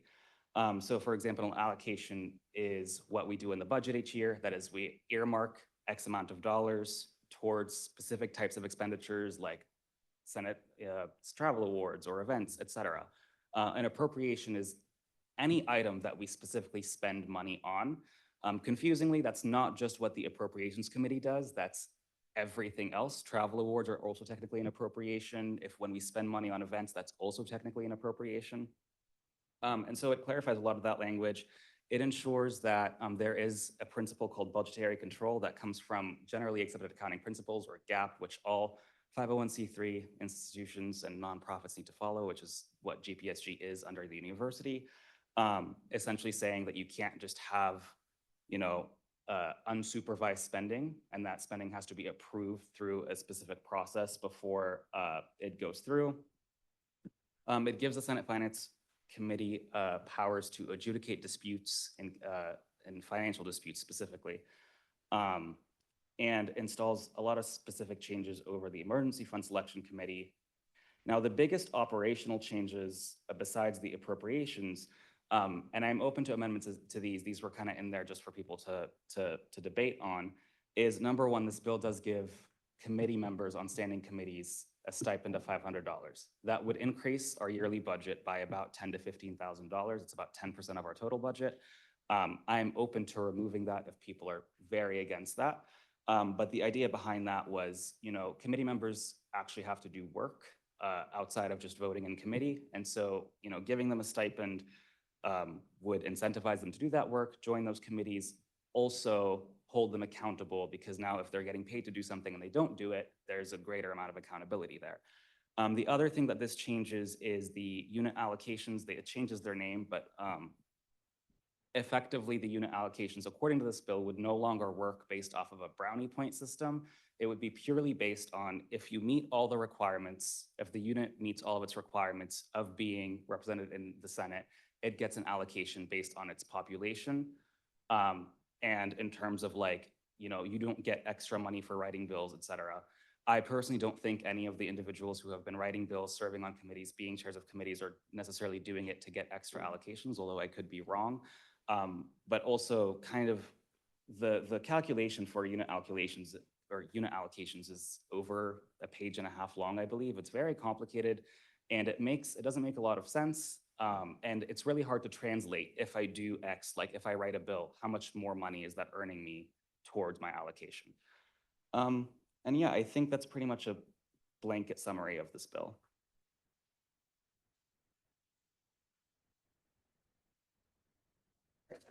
So Samantha Beck, pathology. So first, I again have a few comments, but the first I'll go is off of the unit participation grants, specifically in the part of 4.204, the disbursement of the grants.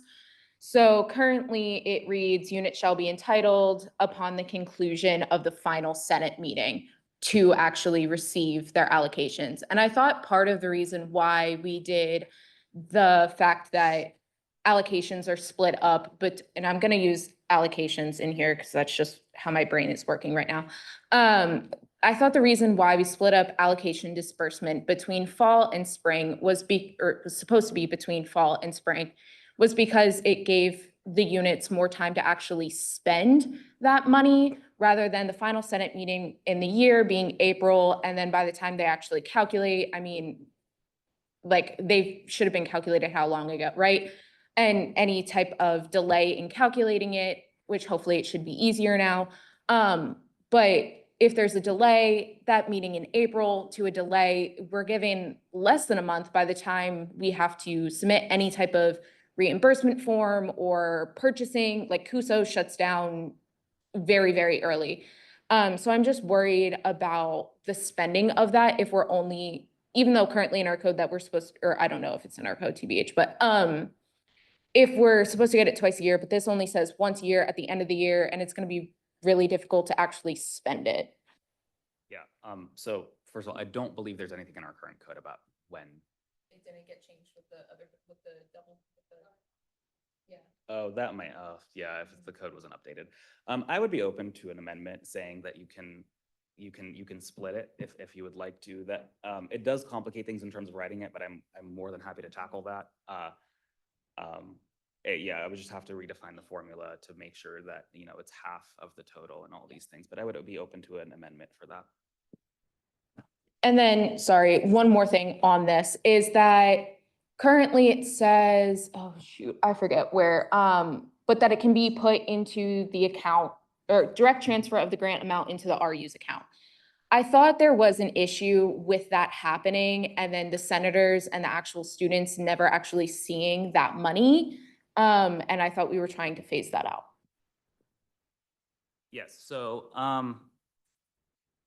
we generally advise senators not to do that unless they really, really trust their department. You know, the reasoning behind it is that is a lot easier of a process. If the other option is to spend a lot of money and then get reimbursed by CUSO, number one, allocations, I mean, I don't know how much units are getting for allocations. My unit's allocation this for fall only was about $400, which neither me nor my co-senator, I think, have $400 to front money and then get reimbursed by CUSO. So that is meant to kind of, you know, alleviate that. But generally, and for us, you know, our department is great. We like John and he's very trustworthy and he's not going to just take our money and run off with it. When it comes to, you know, other departments, yeah, I mean, once it's transferred to the department's account, you can't really, you know, the department does what they want with it. So I would, you know, I think it is on our website to advise against that. Okay, I saw Senator Pelosi, that I see faculty sponsor Brian, and then Senator Quijano. Hi, Nick Mosey, HPM. So first thing is I'm not opposed to this bill. I think there's a lot of good parts in it, especially about giving stipends to committee members. I think that would definitely help with some of the issues you've seen where people don't want to take on the additional work for no additional pay. However, within this current bill, there are some serious errors within it. And the first one that I would bring up with it, Omar, is GPSG code 1.101 criteria for closed session. That section alone is in direct violation of the North Carolina state law that all meetings of a public governing body must be open to the public. So thus that section alone would be in violation of that law, which we must adhere to. There are several other provisions within this law that seem to take away roles from other committees, specifically oversight and accountability. Looking at code 1.201, the annual audit, within it, it says to recommend to the Senate the recall of the president or any presidential appointee. That would be directly within the role of oversight and accountability. That's literally what oversight and accountability does, is to have oversight on this within that. There's also other parts within it. Can I answer both Yeah, of those? sure, go ahead.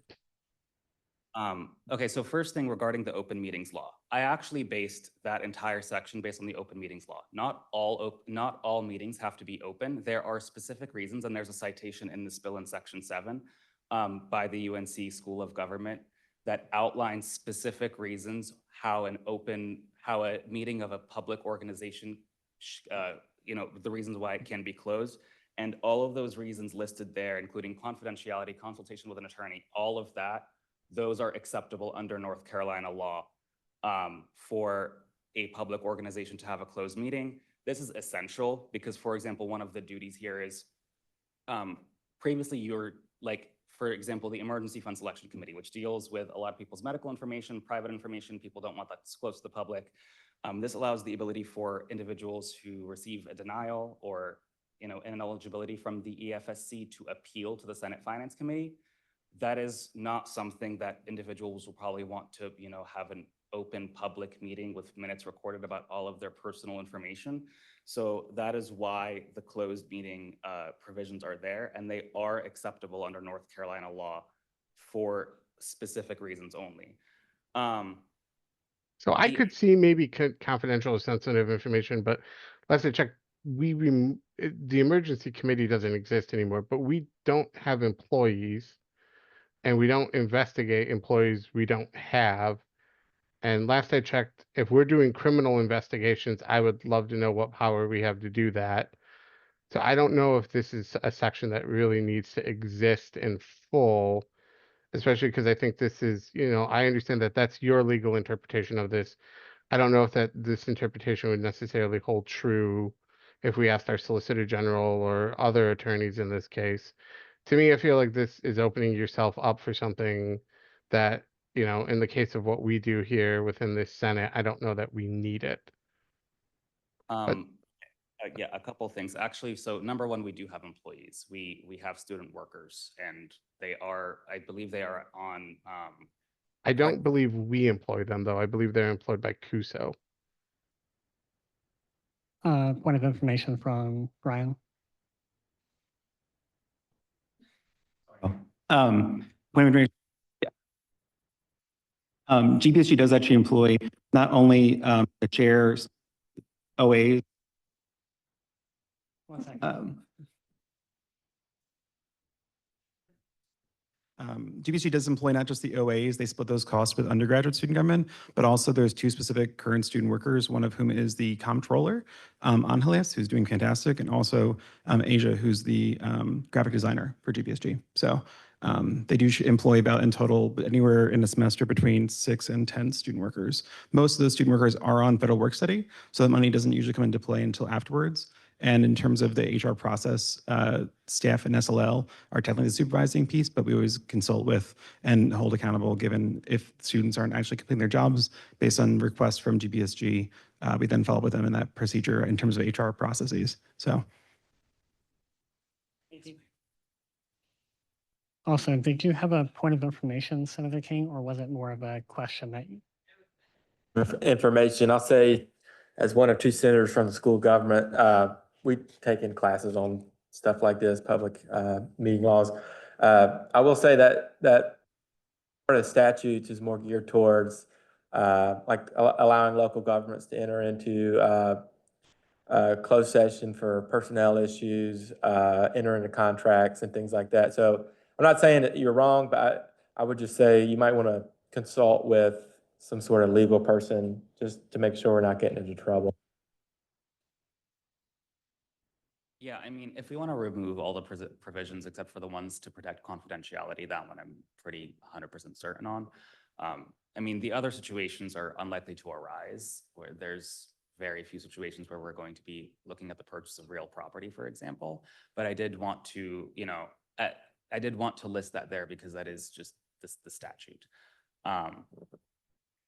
Yeah. Thank you. Next we had Nick. Yeah, I'm sorry. I still want to ask questions about the roles of finance versus oversight and accountability regarding the recall of presidents or any presidential appointees. That does seem to be squarely within the role of oversight and accountability. Yeah, so both of those, the actually, the full text is recommend to the Senate the recall of the president or any presidential appointee for financial malfeasance, misfeasance, or nonfeasance. The idea being that the Finance Committee is the expert on finance law in the GPSG. It also sets financial policies. Therefore, it would be, it would be within its purview.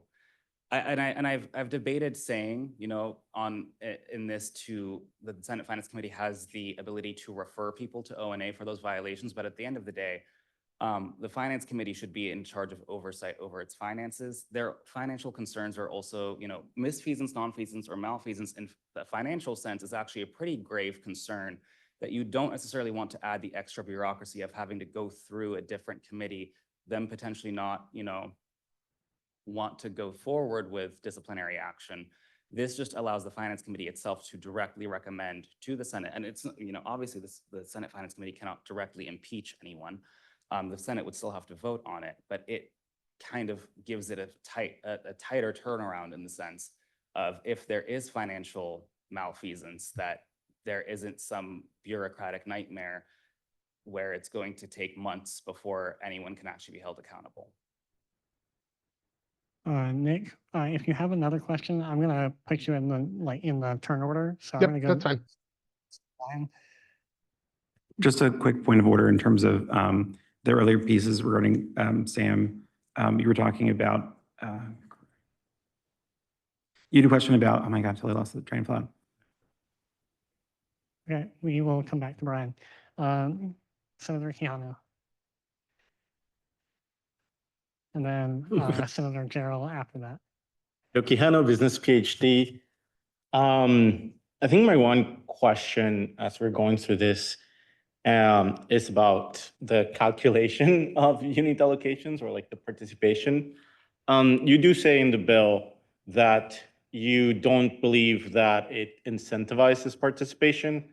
However, from my time in the Senate, I think this is my third year, I have seen that it is a point of context, like every single year, like how to try to make it better.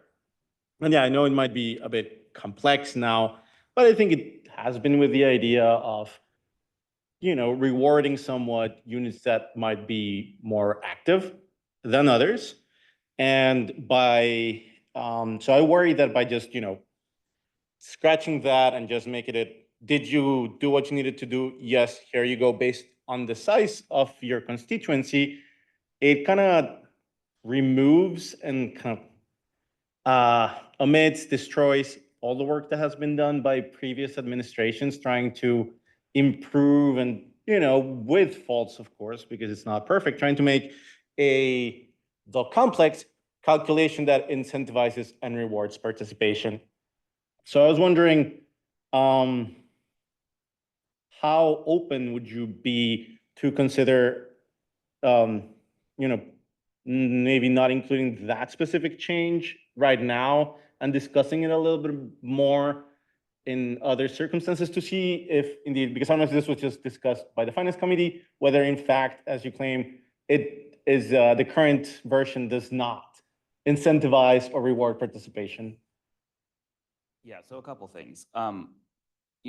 It's the entire title is getting repealed. So if I remove that section of the bill, there's no formula for calculating unit allocations. So then there will be no unit allocations.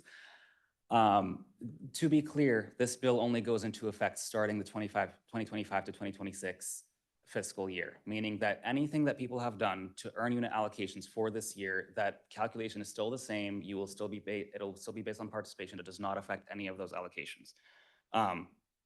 Also, that means that gives us time to look into this matter over the end of this legislative session and in the beginning of the next one, if we want to kind of incentivize participation. I don't want to do it in the same way that it currently is, because again, that portion is ridiculously large. And I am sure, not because I think William is not good at what he does, but I think any reasonable human would encounter a lot of errors trying to calculate all of that, because there's just keeping track of all of it is insane. It also doesn't, one of these things is, this is a 33-page bill. Hashim's bill is 55 pages. This bill will earn me the same amount of points towards my RRU as someone who passes a one-page bill that says today is graduate school donut day. And so, you know, does it encourage participate? And that's part of the reason why I wanted to, for example, have stipends for committee members. I think encouraging participation for, you know, by incentivizing the senator themselves rather than potentially a unit allocation, especially because it's so nebulous. Like, again, I don't know how much additional funds I have earned for my unit based on what I have done in the Senate. I have no clue. I don't know, no one here does. And you can't no one can give you that answer because it's all based on the points of everyone else. And so, yeah, I do think that there needs to be mechanisms to incentivize people to do things. I just don't think that the current system of unit allocations, or maybe even unit allocations in general, are the way to do it. If people want to try to pass a formula for how unit allocations should work, I would, you know, I will be the first person to you know, help you write that and bring it to the finance committee. I personally don't think the current system works. Thank you. Next, I saw Senator Gerald's hand up. I saw it went down. Did you still have a question? No question. Thanks. Thank you. Okay, then next was going to be, unless Brian, nope. Okay, Senator Beck and then Senator Pelosi. I have a few Senate Beck pathology. I have a question on the stipend of the emergency fund chair. Why do they, committee chair, why do they get 1,200 when every other committee chair gets 1,000 and the directors of comm and the exec board only get 1,000 and it's only the VPs that get a few more and the president get a few more? Yeah, so hold on, let me just scroll there. So two things. Number one is the chairs of the committees with the summer governance bill would actually get 1,500 because they get 1,000 for just outside of the recess plus 500 if they're on summer governance. So they get 1,500 per year. The chair of the EFSC gets 1,200 per year. It's to account for the fact that they are serving a full year term. Like that's 12 months. And so it's about $100 a month. That was kind of the reasoning behind that.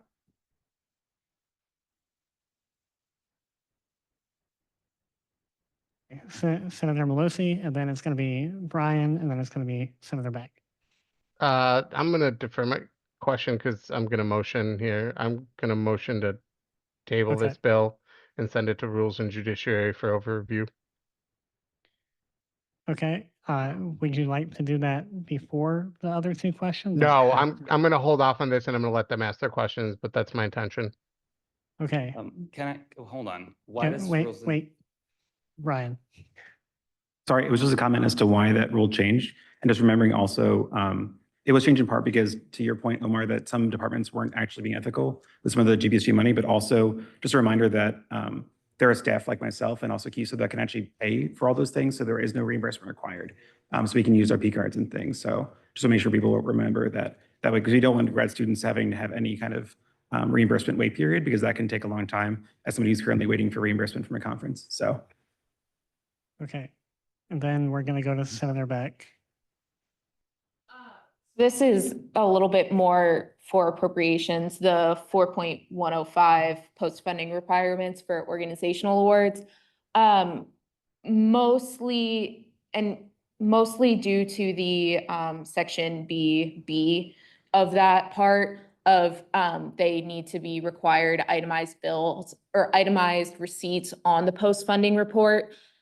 The post-funding report as it currently stands is just for the appropriations committee to say, hey, did you host this event? How did the event go? And what would you change for next time, basically? The addition of adding itemized receipts to the post-funding form confuses a lot of people and organizations then think that that is the reimbursement form. And putting those itemized receipts on the post-funding report doesn't really make a lot of sense unless those post-funding reports were also to go to finance. And so that's kind of what I'm asking clarification on, is how important are the itemized receipts to the post-funding report if finance is also going to go through, say, the reimbursement forms or any type of actual spend, like what is spent? Okay, so it's my understanding that the post-funding require form is the only thing that an organization has to do after they've received funds. It's not. They have to fill out the post-funding report for the appropriations committee, then they have to fill out the reimbursement form to actually get reimbursed if they did not go through purchasing with CUSO. Who is responsible for that form? Because I'm the chair of finance and I've never seen that. So the reimbursement form goes to reimbursement CUSO, and then that's how the students actually get reimbursed. And then that, but yeah, the post-funding appropriations form is not how they actually receive any type of money. Okay, then I will make a friendly amendment to remove that. Yeah, that's fine.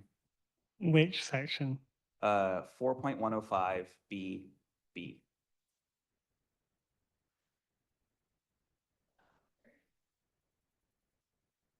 Cool.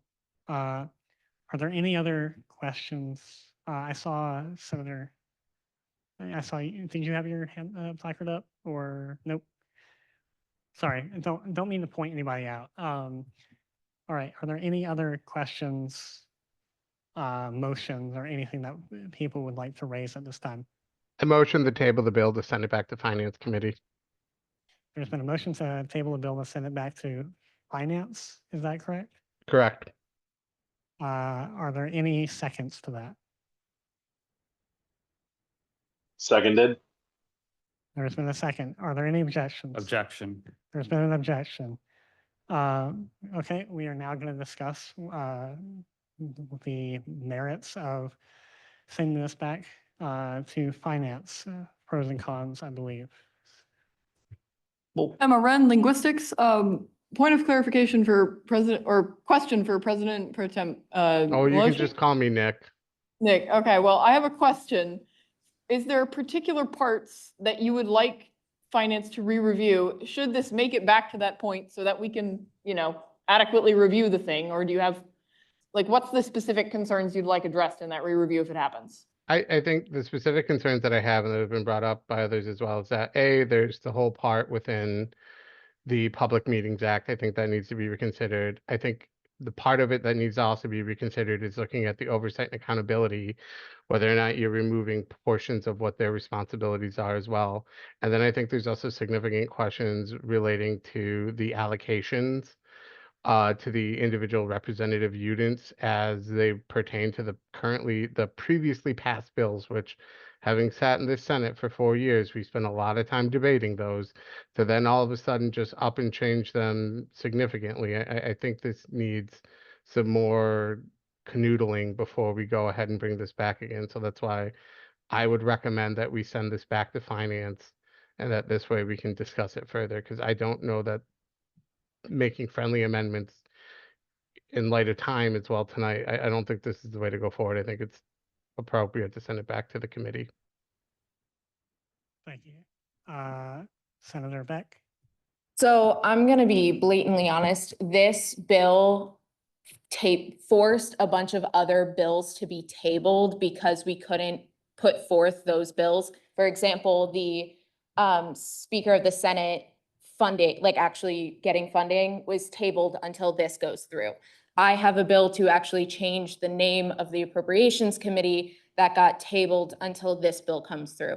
So I'm just worried that if we table it, those bills that I need that appropriations name change bill, I wanted it during this meeting, but it got tabled to next meeting. If that doesn't happen, it's going to have to wait an entire another year due to reduce confusion over a mid-year name change. So I object to tabling it just so that way we can get other related bills through. Point of clarification for me, the Senior Vice President. Who tabled these bills? Okay, so finance To be chose, clear, don't point at me. I didn't table it. The finance committee did. finance in general. Okay, so finance chose to table other bills to prioritize this bill.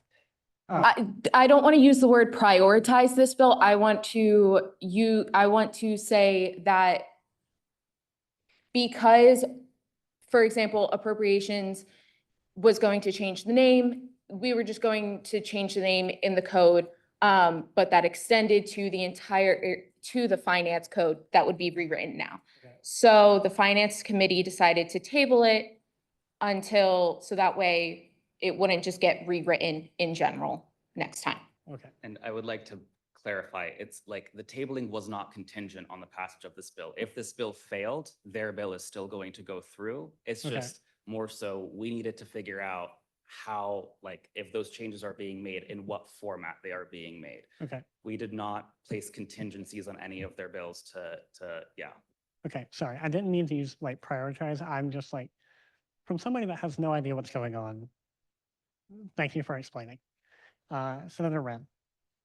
Marin, linguistics, another, one of the reasons that I believe that, correct me, other finance committee members, is this was not your thought process, but that I voted in favor of tabling the other bills and sending this one first, is that this one has a direct impact, should it pass or should it fail, on how we go about setting up next year's budget. So we would like to get some kind of clarity on this so that we can be sure to send through a budget next meeting that is in alignment with the finance code as it will stand at the end of next meeting. Thank you. Hashim Meter Economics. I just want to say, like, I've looked through this bill, and honestly, it was done very, very thoroughly, more thoroughly than most bills that even I myself have written and brought to this floor. So I want to commend the Finance Committee for their work on this. And honestly, I think it's a lot of reasonable ways to really move forward. So I really do support it, and I don't think tabling it is a good idea. Can I make a motion I move to call the question on the motion itself? You may. Are there any seconds? Are there any objections? Just point of information, we were still in debate on the original motion to table. So I think in order for us to, am I wrong in saying that we resolve that original motion, or? Yeah, so what we're doing is they're asking to move to voting for working on this motion. Okay, gotcha. Apologize. The bill. Okay, thank you for the clarification. Okay, so since there have been no objections, we're going to do hands votes. I'm gonna do this as quickly as humanly possible. So are there any ayes for, sorry, can someone remind me the specificity of what this motion is to table? Okay, are there any, how many ayes? To clarify, I actually think the motion isn't to table, but to refer it to the Finance Committee. Yes, sorry, it is to table to finance because to educate people. To table in general is to just kill the bill. So to table to finance is to send it back so that it can be reworked.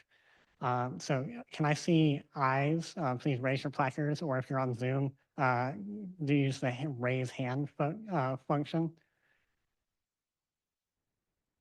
I'll give a couple of seconds. Okay, I have one aye, or two on Zoom, 3. Point of clarification, is this by unit or by senator? It is by, I believe it's still by unit. Yeah. I will defer to your judgment. So currently I see 3 ayes. You can lower your hands. How many nays? By overwhelming majority, in this motion, the tabling of this to back to finance fails. And we are now back in debate on the bill in general. I saw Senator Beck's placard. I'm gonna move to end question. There's been a motion to end question. Is there a second? There's been a second. Are there any objections? Seeing none, we are going to go to the next and last bill. And then we'll go back to the first bill, and then we can motion to table that, which was Hasha's first bill. Sorry, this is very complicated and I sincerely apologize.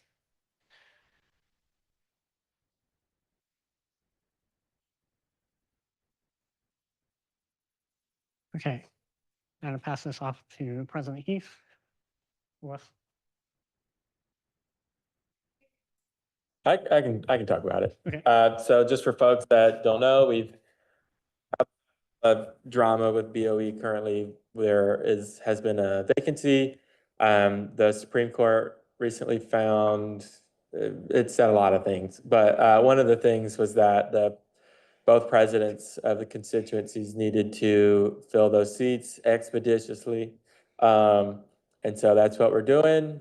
Keegan, if you could raise your hand. Heath and our committee had the opportunity to interview Keegan. I can speak to his candidacy. He's a good guy. He's a student at school government. Had the opportunity to know him for 2 years.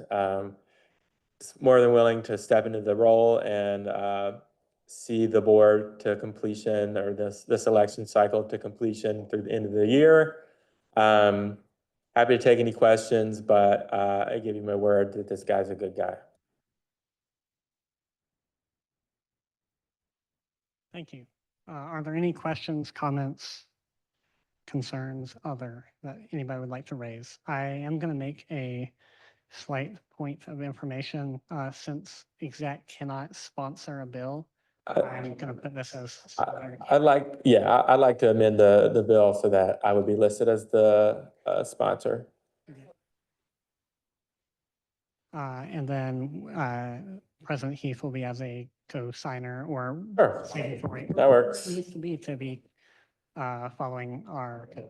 Yeah, that's fine. I'd like to move the previous question. There's been a motion to move to the previous question. Are there any seconds? Second. There's been seconds. Are there any objections? Okay, no objections. We're very quickly going to move back to the first bill, 55-42.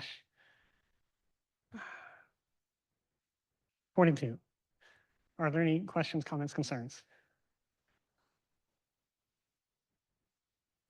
Quijano, I have referred to the Senior Vice President and to the author of the bill, my proposed amendment to see whether it's considered friendly, changing the date for the referendum to be on March 20th in conjunction with the 2025 general elections. Did you send it to my personal or to my? SVP.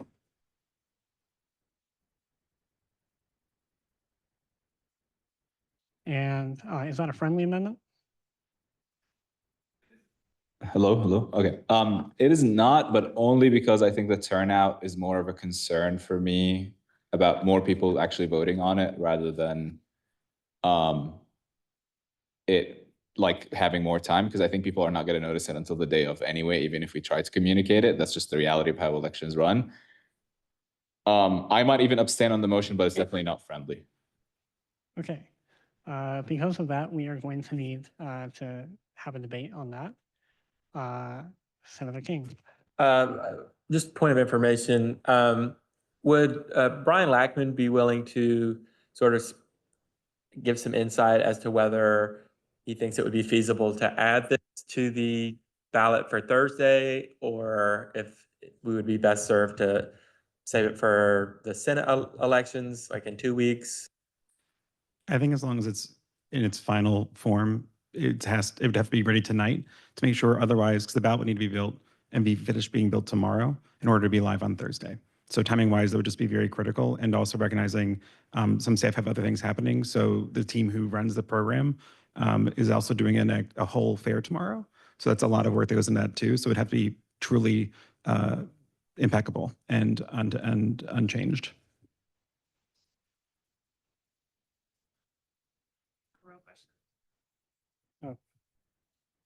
Okay, so because of that, what I will do is literally after this ends, I will just sit down with Brian and just make sure that it's sent to the right person. And Brian will tell me who, I think it's Tammy, is that correct? Or I'll send it to Tammy, Darius, literally anybody. Senator Wren. No. Oh, now, there we go. Emma Ren, linguistics. I have a question pertaining to just the elections in general, because my impression is that all of these elections have very low turnout. So if we are trying to pass the bill in a democratic fashion by having many people vote on it, as a constitutional referendum, that's kind of a moot point either way. Is there a quorum of graduate students who have to vote on this for the referendum to pass? Yes, the 5%. and 2.5% of about 11,000. I will let you do the math. Or somebody else can do the math and do a point of information. Point of information, that's 275 graduate students. Thank you. So Senator Beck. So I don't know if this is a point of information or just like a comment on postponing it to the spring general election.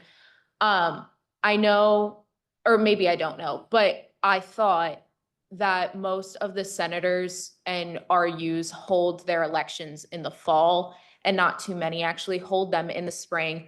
So like, I know my unit's really small, so it doesn't even matter, but my unit would not be looking at the spring general election. They're more likely to look at the questionable as to if they're more likely to look at the GPSG presidential election, but most likely they have no reason to look at the spring general election is kind of what I'm saying. And I don't know many units with constituents that would be looking at the spring general election to get to that 275 number or whatever.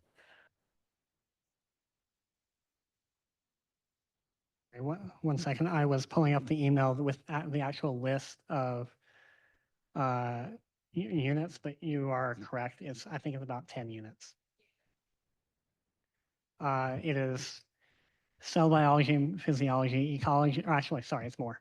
Cell biology and physiology, ecology, history, human movement science, marine sciences, mathematics, neuroscience, nursing, occupational therapy, pharmacy/pharmacy, physician assistant, physics and astronomy, rehabilitation counseling, and psychology and religious studies are all spring elections.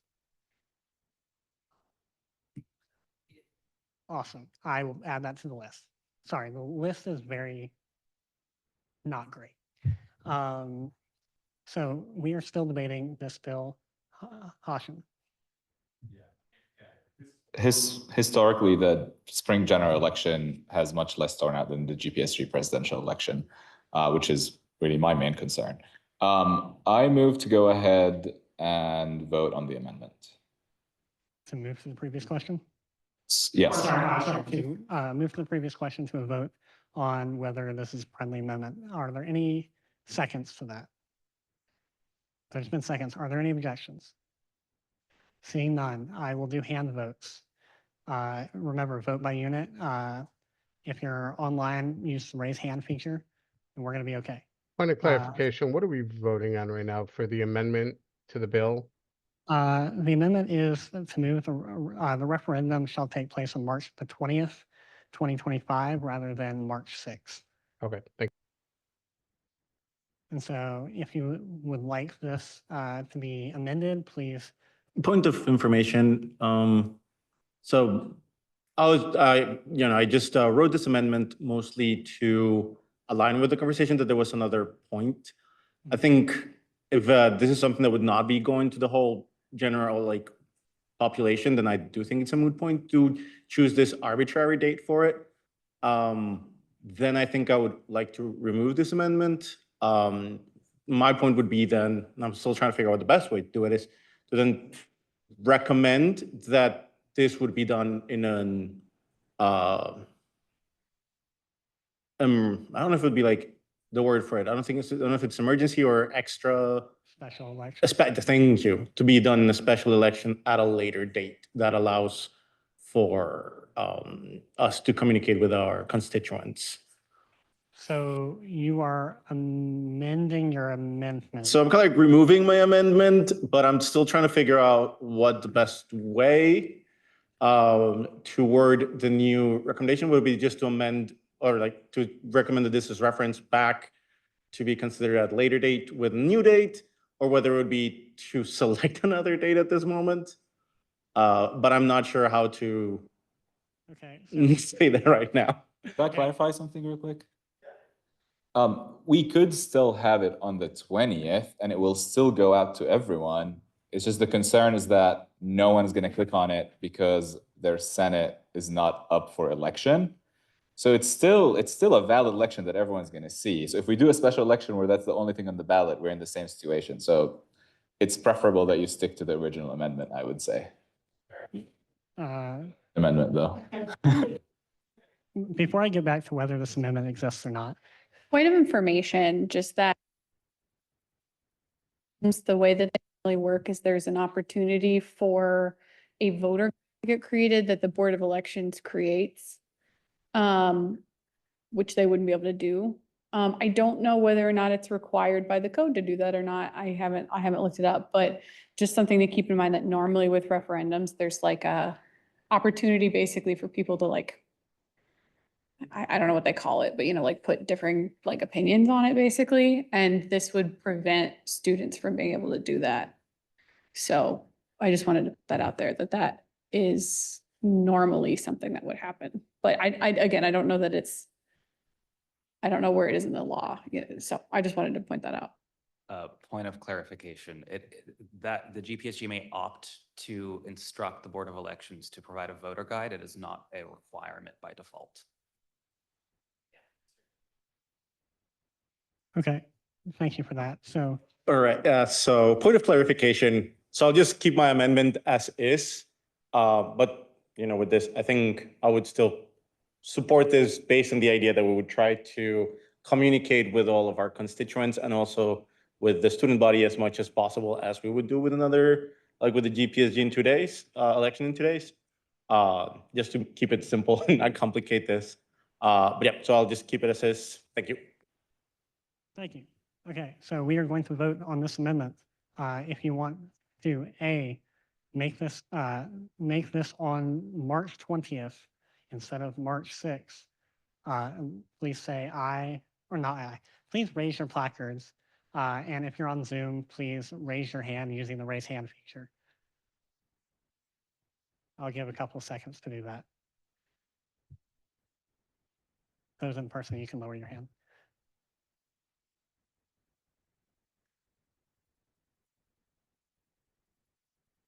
Okay, with 7-4, you may lower your hands. Yes, that is a good question. Who is iPhone on Zoom? As you are supposed to rename yourself with your unit, name and unit.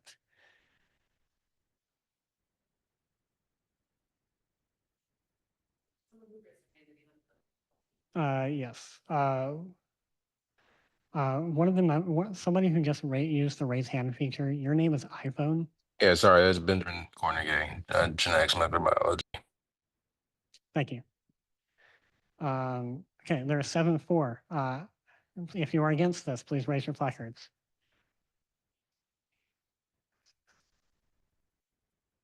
Are there any on Zoom? Okay, with overwhelming or not majority being more than 7, this fails. This means the amendment has failed and we are back to it being on March 6th. I'll move back to that screen. There's been a motion to move the question. Is there a second? Second. Are there any objections? Hearing none, we have finished all the legislation for this evening. Congratulations. You may clap.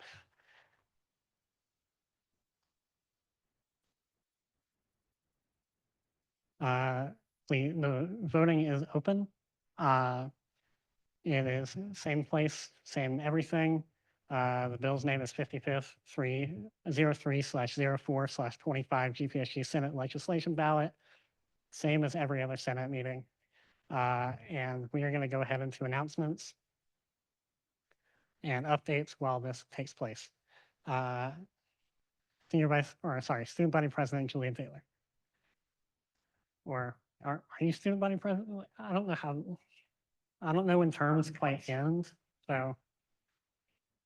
Cool. So one, I would love to introduce the new Student Body President. He was here earlier, but he had another Sorry, the mic's cutting in and out. Can you all hear me? The new student body president his name is Adolfo Alvarez. And so he won that election a couple weeks ago. And I've currently been working on transitioning him into the role next year. A little bit about him, trying to get his platform pulled up. Give me 1 second.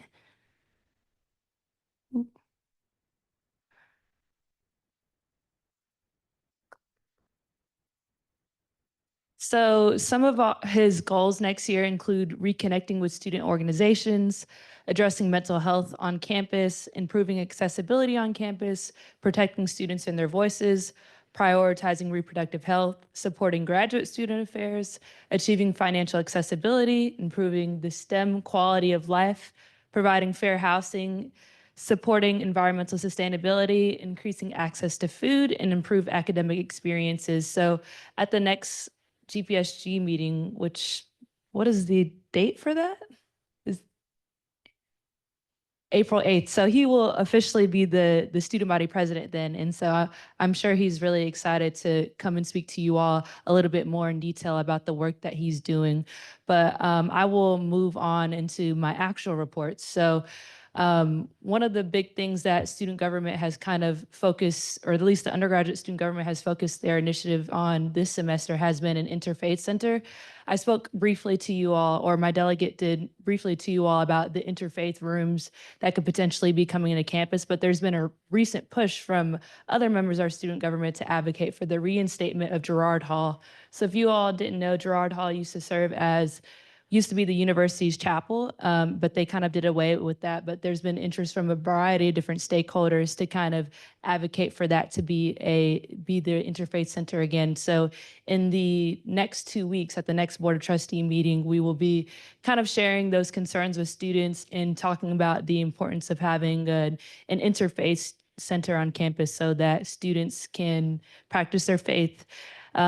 Another thing that our undergraduate student government has done is they've passed a resolution in support of that. So that would be amazing if you all at the next meeting would be interested in supporting a resolution to support an interfaith center. But and I can definitely pass that on to Katie or William, what that resolution entailed. So that's it on the Interfaith Center. The next thing that I'd like to speak about is our Executive Orders Task Force. So I'm grateful that some of you all were able to join us at that Executive Orders Task Force meeting. It looks like we'll be having another meeting tomorrow, actually, which I think will be at 5 p.m. And what we're doing, since we're kind of outgoing, we'll probably be transitioning this initiative to the next student body president and the next graduate student government president, just so like I imagine that there's going to be a lot more things that come up from the federal administration. And we definitely want to make sure that those students have all the information that they need.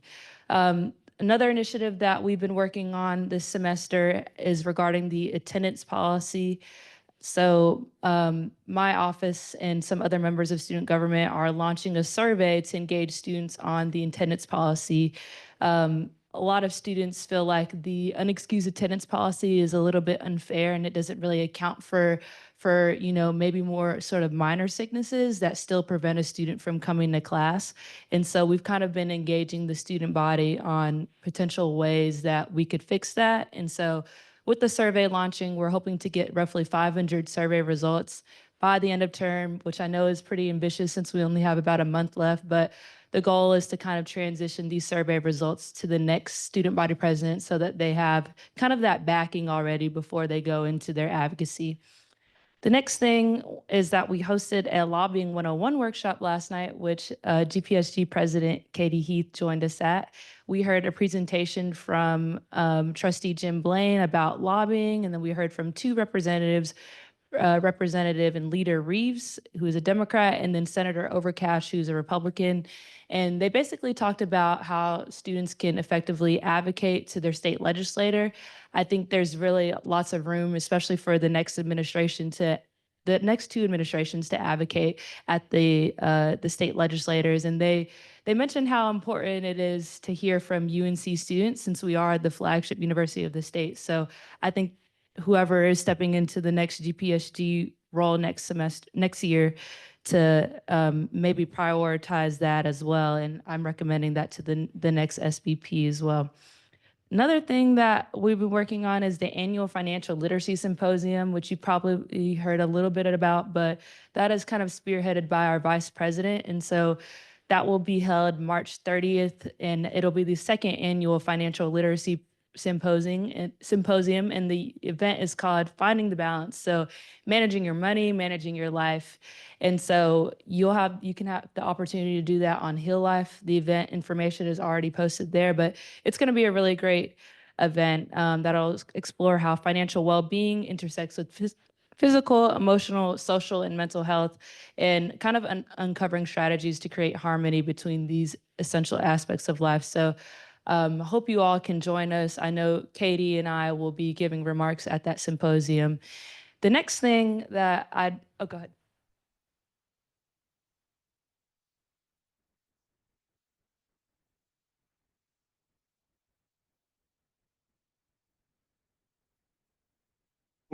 Is this on? Due to adding the 55-52 late, it was not on the ballot. I've just added an emergency ballot on Heal Life, and it should be active just so that we can vote on 55-52. It wasn't added to the original ballot due to not knowing about it beforehand. Were those on Zoom able to hear when I said that? Sorry. Something just happened where I think multiple of us, suddenly we have admin access to the GPSG where we can edit things. Wait, are we not at that? Like, Yes, but you're. I can confirm.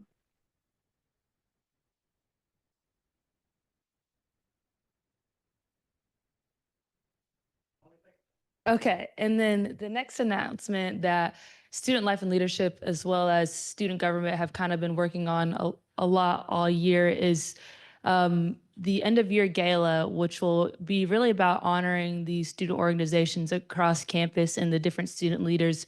Right now, that's scheduled for April 16th, but you all have been sent an email. I believe every student got this email, but kind of at this event, we'll be honoring these different student organizations through awards. So the following awards will be awarded: the Undergraduate Student Organization of the Year, the Graduate Student Organization of the Year, New Student Organization of the Year, Outstanding Student Leader of the Year, Outstanding Advisor of the Year, Most Impactful Programming, Honor of Historical Impact, and then the Student Life and Leadership Service Achievement and the Campus Culture Award. So those nominations for those different awards are open now, and the deadline is set for Monday, March 24th, and more information will follow about the actual event and reception and all that good stuff. The next update that I have is that our Student Wellness and Safety Department has been working on a partnership with the Orange County Health Department. And so they're looking to have an event that offers free STI testing. And I imagine that would be somewhere in the pit or popular place on campus. And then the last thing I'll end off with is that, it was recently just Black History Month, and student government kind of celebrated recent Black student leaders or Black student leaders in our history, some of those being Raina Walters Morgan, who kind of led the effort to have a voting site on campus, and then Monica Cloud, who was the first Black Speaker of Congress. They called it Congress then instead of Senate, and then Richard Epps, who was our first Black student body president. And so that's kind of something that we want to continue doing. A lot of times Carolina doesn't take the time to highlight the great student leaders that have came through, especially those of color. So we're excited to highlight them on our Instagram page. And so those are all my remarks, and I'm happy to answer any questions.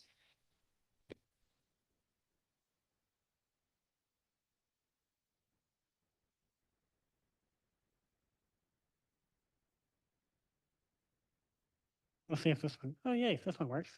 That one does not seem to. So please.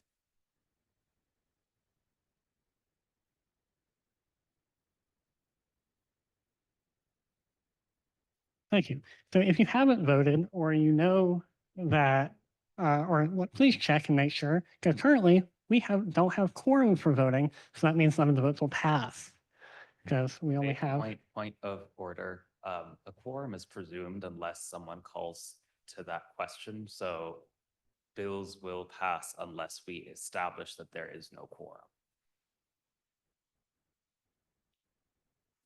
So hopefully more people vote, because otherwise I'm going to have to establish that there's no quorum. Point of information, you don't get to do that, only a senator can. Okay. Senator, President Heath, your updates.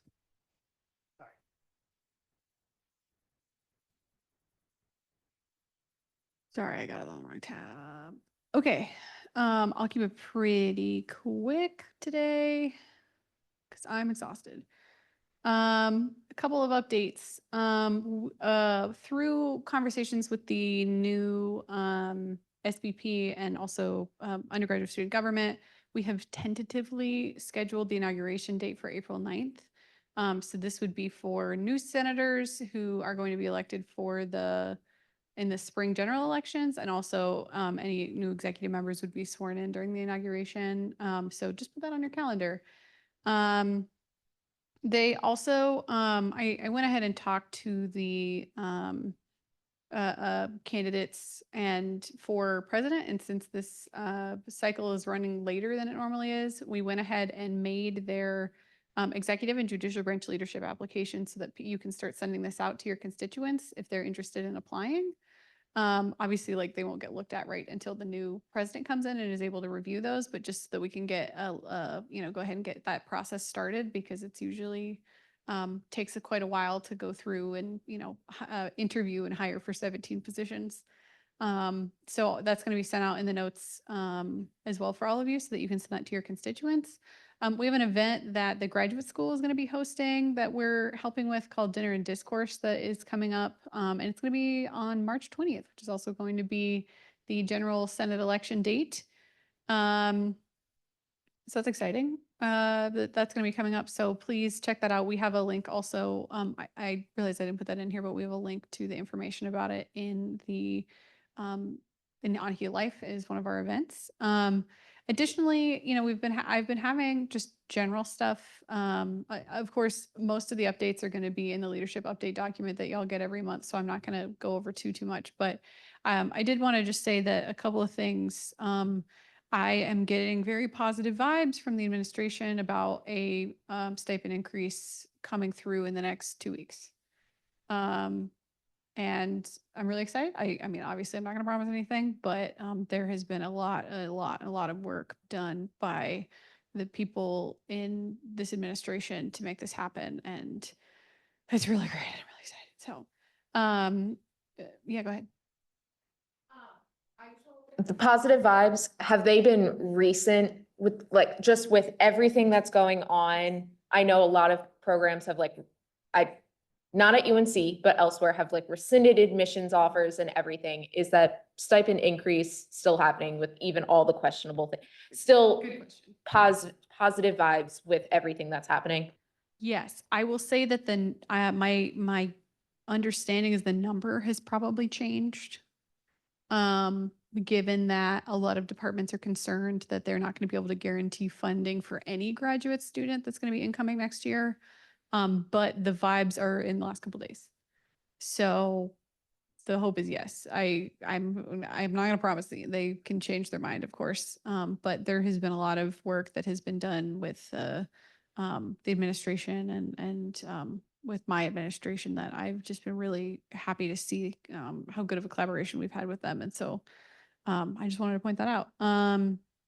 Additionally, I think obviously like the weirdness going on with funding and just the whole situation of the world right now is kind of a lot. I will say that my understanding is there's not going to be any planned announcement coming from the university that UNC is going to be having any kind of like not, they're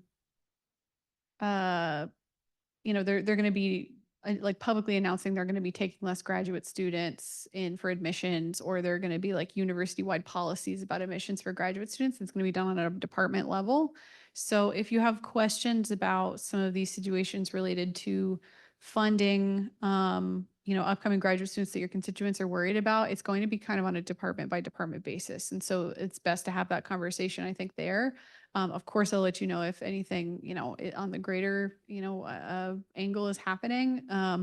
It's not looking great, is what I'll say. But that's just that's the situation we're in, and we're just going to have to kind of adapt as things go on this year. But on the good news, I believe that in terms of actual current funding research, there were only 2 stop work orders that were given to faculty at UNC and one of them was rescinded. So we're not looking right immediately this semester at some kind of mass concern at this moment. I've also had pretty good, I've at least had confident words come from multiple sources and talking with the dean of the graduate school and with the provost that there is not a concern that like this semester suddenly like all the graduate students are going to get hung out to dry for not having funding. They are taking steps. They are coming up with mitigation plans to make sure that no one just gets dropped off the face of the earth. So that's good.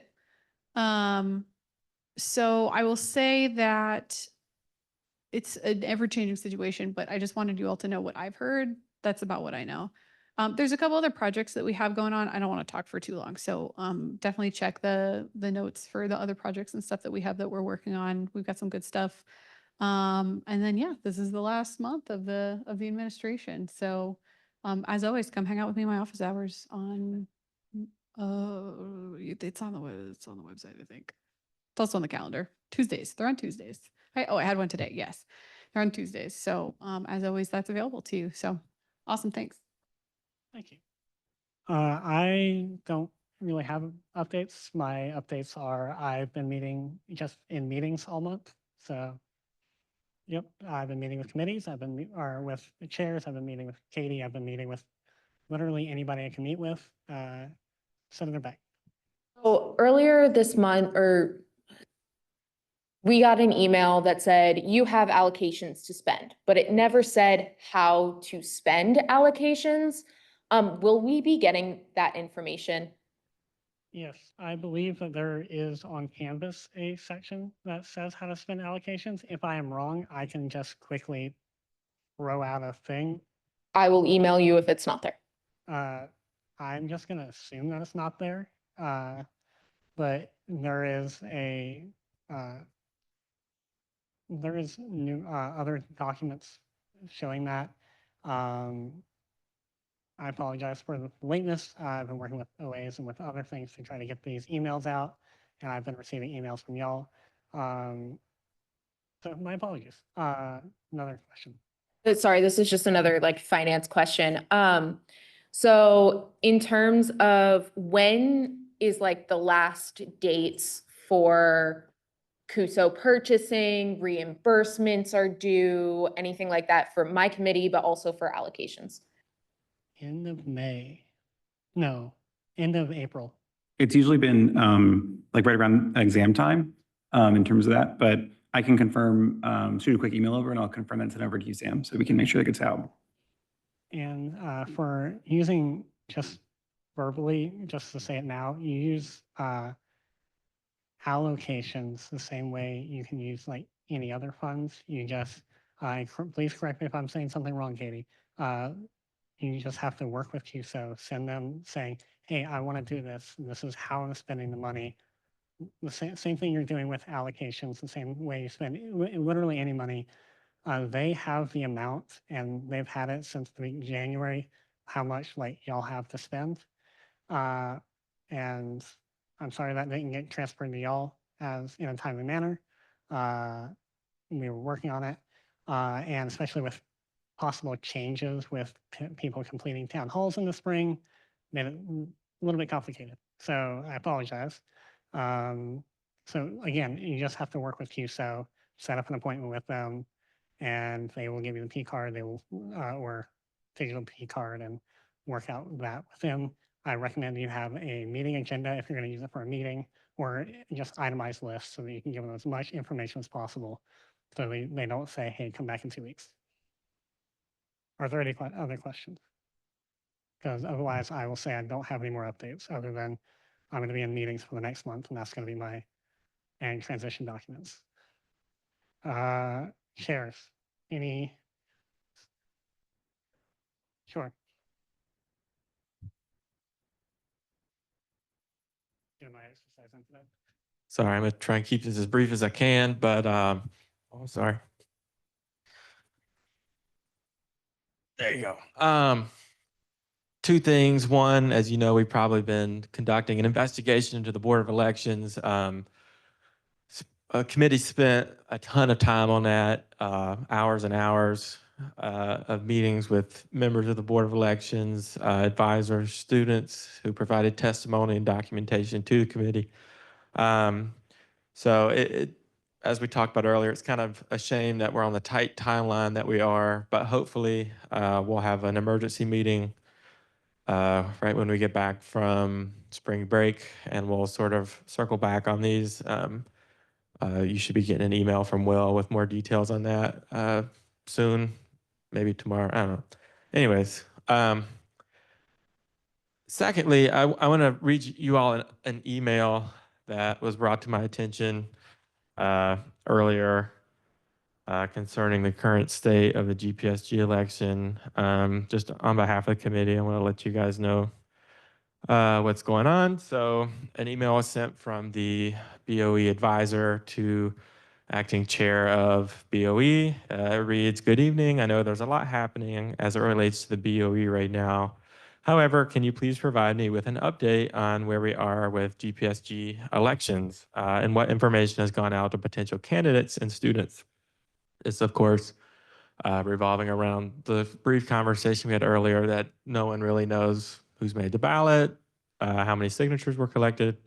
The following email was sent from Elias North, the chair of Board of Elections, or should I say acting chair, back to the advisor. I'm just going to read it verbatim. "There is a ballot with the sole candidate who met the requirements, Leah Frazier, and the 2 ballot measures the grads would like to see put to their constituency. However, I lack the information necessary to create an eligibility list in Heal Life for current graduate and professional students. If you or your office can do this, please let me know so that I can set the election up properly to be limited to eligible voters. It is worth noting that under the Constitution, Cormac and I," Cormac is another member of the Board of Elections, "will be unable to execute our duties while under impeachment. So if such a resolution is adopted, neither of us will be able to do anything concerning the election. I've so far relied on GPSG to disseminate information, as they likely have better penetration of the graduate community than the other methods easily accessible to the board. Heal Life should put up a banner notification when the election goes live as well. Although if we can't limit it to grads properly, other forms of dissemination may be preferable. This is an issue I wish I had known about before, but given the utter lack of institutional knowledge transfer from my predecessor, it is something we will have to deal with in the moment and be prepared for in the future." So that was an email sent from Chair North like an hour and a half ago. Just want to make you all aware that's the current state of the race. Just as a personal note, I would implore folks to use any legal pursue any legal avenue that is at your disposal to make sure that this is the truth. But I just wanted to make you all aware. We'll get more into the details concerning impeachment once we circle back after spring break, but I just want to make you all aware. Brian, did you have something? You all know, as clarification list. That is just a list that we work with ITS to get. All this is a final report of all active graduate and professional students. It takes one email, we get it. The director/chair of Board of Elections is supposed to work proactively with us on that. So all they need to do is talk to their advisor, and that's as easy as get the list. So this is not something that also will be actually stopping an election. They just were not proactive in reaching out like they were informed to do.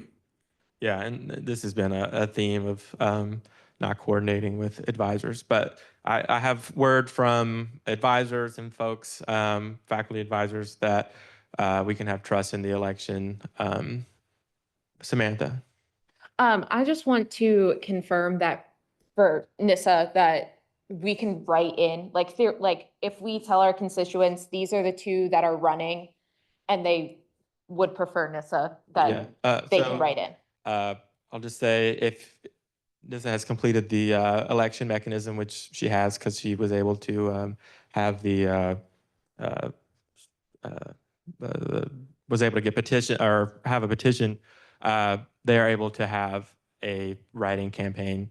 Hopefully, I don't want to say hopefully, but if there are enough signatures to be on the ballot, hopefully that will be remedied. But I think there's a question now of if there's any validity to the claim that was made that only Leah made it on the ballot. I just want to see something to prove that. But I'm not trying to like get anything going. I just wanted to read that to y'all so you all would be aware. I don't really have any other information beyond that. But yeah, that's all I have as chair of O&A. Sorry for that bomb right there.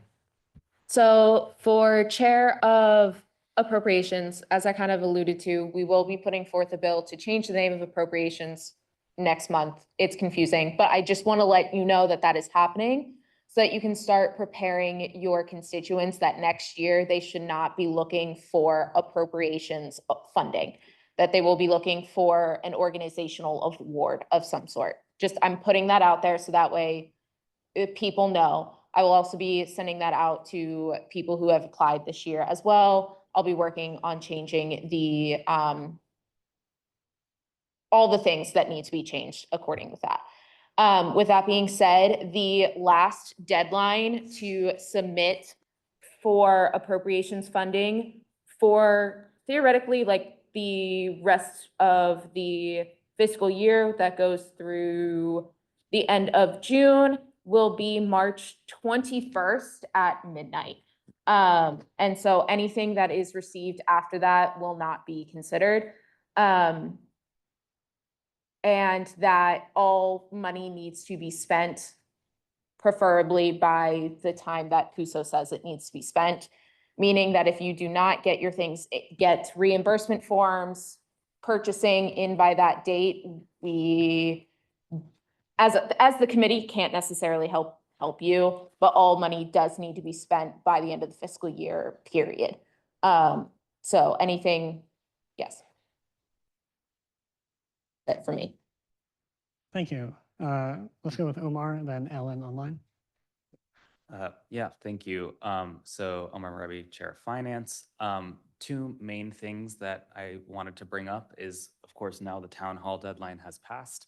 I do want to remind, especially for units that did not complete their town hall requirement or are ineligible for allocations due to attendance, the Senate Finance Committee does have the right and ability to review appeals of departmental allocations. If you had extenuating circumstances, if you think certain things about requirements, the Senate Finance Committee can receive your appeal. If you were presumed to be ineligible, I have already reached out to you. If you think you're ineligible and you haven't gotten an email from me, please reach out. Vice versa, if you've gotten an email from me and you think you are eligible, also reach out. But the Finance Committee will be considering all of the circumstances surrounding everything this year when reviewing those appeals. Other thing is relating to spring town halls. To be completely transparent, if we gave every unit of funding for a spring town hall, you would each get $20. So nothing really significant for your town hall. Nothing has been decided yet, but there is currently deliberation on, instead of funding, and given how late it is in the semester, instead of funding spring town halls, to just reallocate the remaining funds to unit allocations, and each unit would just receive the extra top up of $20 in their unit allocation, rather than having to apply separately. You would just automatically get it. You wouldn't have to apply for funds, any of that. Do let me know if anyone has concerns regarding that, questions or anything. Again, nothing has been decided. We are still voting on that, but just wanted to let everyone know what's going on. Thank you. Yeah, Ellen Reisenberg, SOGAP's chair. Omar covered pretty much everything that I was gonna say. So I don't have any updates. Just to add on real quick, and also next meeting will be deliberate, like we'll have the budget on the floor. So that's the extra thing. Thank you. Travel awards. Fernando Quijano, Chair of Business PhD, Chair of Travel Awards. We're coming up with the last cycle. We've done our best to reserve a good amount of money for it so we can cover the upcoming months. So similar to what Senator Beck said for appropriations, we have very specific deadlines that will be covered. So we actually have 2 deadlines for travel for what remains. First, we will have all the travel that will be in April. The deadline for that is March 8th. And then March 22nd is going to be the deadline for all travel to happen in May and June. Just make sure you are able to mention that to your constituents. All summer travel that takes place starting July will be reviewed by summer governance, but will be passed and confirmed in the September meeting. We're also working and looking forward for summer governance. We're going to be talking in our next meeting about ways to improve our process as well, and get ideas to try to think about how to improve it and keep improving it for the foreseeable future, to make it more efficient, transparent, and support as many people as we can. Can you hear me? Okay. Margaret Hook, Biostatistics Chair of Rules and Judiciary. I'll keep it short. Our next meeting is going to be March 18th, pending the date and time of the emergency meeting. And that'll be to discuss the code review that we are required to do and deliver for the April Senate. So anyone who's interested in that is welcome to attend, as always. And yeah, any legislation that you'd like to see in April, please send our way. Thank you. And then I don't see them, but are there any exec members in the House that have any updates? Yeah, I assume that they left hours ago. Okay. So, Ellen, is there another question that you have? I see your hand still raised on Zoom. No, sorry, I don't know why it didn't go down. We're all good. Okay, so that is all the updates that we have. There is the issue of votes. Senator Caitlin. Yes, I was just going to ask if you does the vote tally suggest that quorum was reached? If not, I would like to call for quorum. Okay, I have looked and the vote tally does not indicate that we have reached quorum. We have 30 votes for the emergency meeting to establish a member on Board of Elections, and then we have 34 votes for the regular bills. We need 38.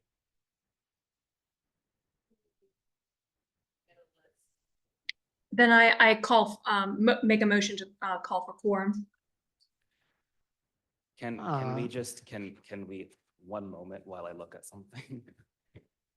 I can take a moment, but there has been a motion to call for quorum. Yeah,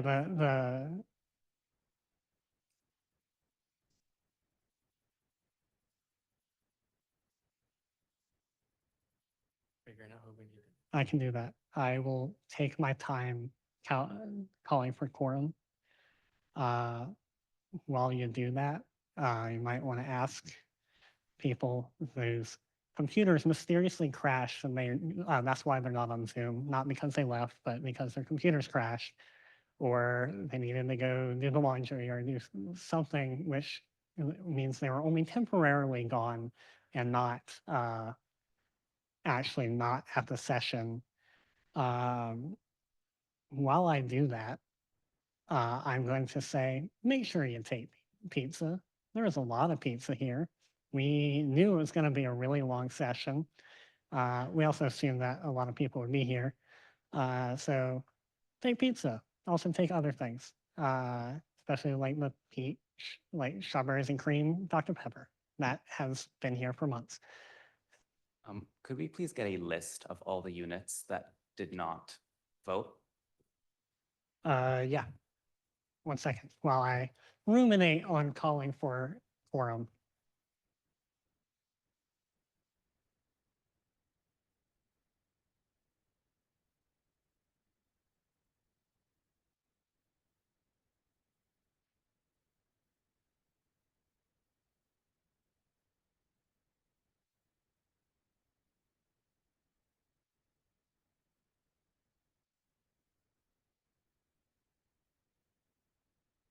Or let's go with the emergency ballot first, and then we'll go with the other one. The individuals that have temporarily stepped away and are going to be back any second now voting are accounting, advanced dental education, applied physical sciences, biomedical health informatics, business admin, cell biology and physiology, chemistry, classics, computer science, dentistry, dramatic art, ecology, education, environmental science and engineering, epidemiology, exercise, sports science, folklore, geological studies, Germanic and Slavic languages and literature, global studies, history, human movement science, law, maternal and child health, journalism, media, medicine, microbiology and immunology, musicology, neurobiology, nursing, nutrition, occupational therapy, pharmaceutical sciences, pharmacology, philosophy, physical therapy, physician's assistant, physics and astronomy, public health and leadership, rehabilitation, counseling, psychology, social work, speech and hearing science, statistics and operations research, toxicology, MPS, which there's no senator for that, and the postdoc unit. Just Mr. Tucker, toxicology, to clarify, these were all people with senators representing them? No, a quorum is all registered unit, or sorry, Oh. all RUs. So Oh, okay. if there are RUs that don't have senators, that makes quorum really hard. So Oh, we okay. have a number of those.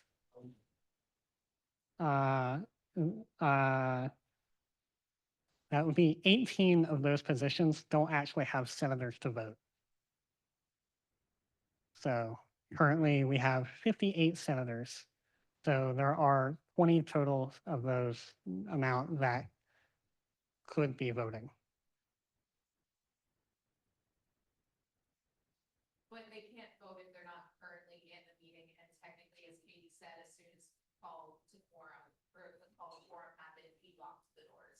Which I am taking technically, yes, we looked through all the code and there's nothing that says a senator can't. And I'm taking my sweet time. Quorum isn't necessarily law until we hit that quorum call. So if we can round up 8 units to vote in the next couple of minutes while we'll dutifully call the roll. Well, I have to restart my computer, log into my email, find the documents, all that kind of things. Yeah, if you can find 8, if you can find 3 for the regular ballot and 5 for the emergency ballot, that would be great.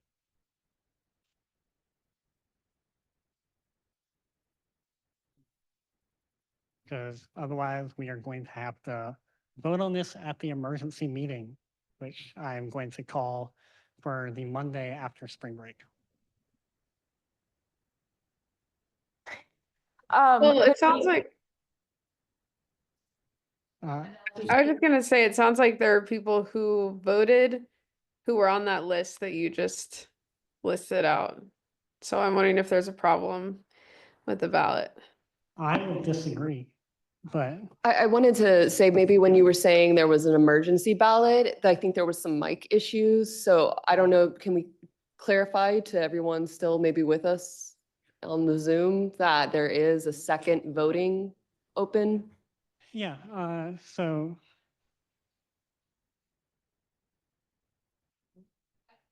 no, yeah, neither bill has quorum.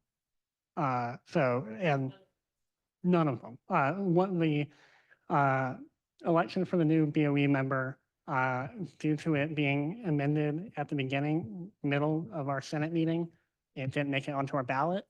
So I had to quickly add that during election. We have a number of people that have voted, I think 33 at my last refresh. We need 38 minimum. Let's go with Zoom first, Zoe Hansen, and then we're gonna go with Samantha Beck. Hi, Zoe from Psychology. I did vote on both ballots. What is your Yep. unit? Psychology. There's also a good chance that I am heavily dyslexic.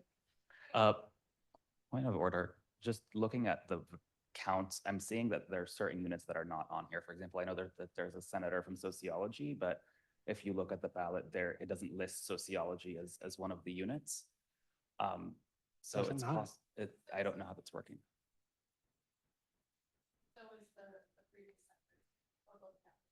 Yeah, sociology has voted, and they are counted. And it's still only, we need one more. So Senator Beck, while my computer's restarting. Yeah, while your computer is restarting, I just want to put a real quick, I implore the executive team that if we do indeed have to have an emergency meeting, that we do not wait until the Monday after spring break due to the people requiring funds from the appropriations bill, and I'm gonna say the travel bill, just because if we do not approve the appropriations bill prior to their events, and we wait through halfway of the cycle, we cannot fund their events. So that bill would not be able to fund half the events that people are requesting, and your constituents are requesting $12,000 worth of money to host conferences, to go to conferences, to host a bunch of professional development courses, and to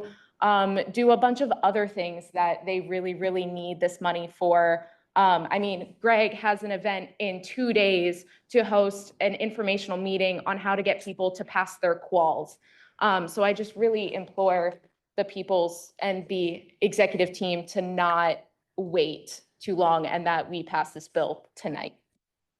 In effect that we don't find the one senator that has gone to the bathroom, so we can't, or done something else to mean before I call quorum, do you have a preference on when we would like to have a meeting? Would it be like tomorrow? Like, Break starting, I think technically on Saturday, sometime Wednesday, Thursday, Friday would mean that only 2 to 3 of the applications would have to be dismissed. So this week preferably.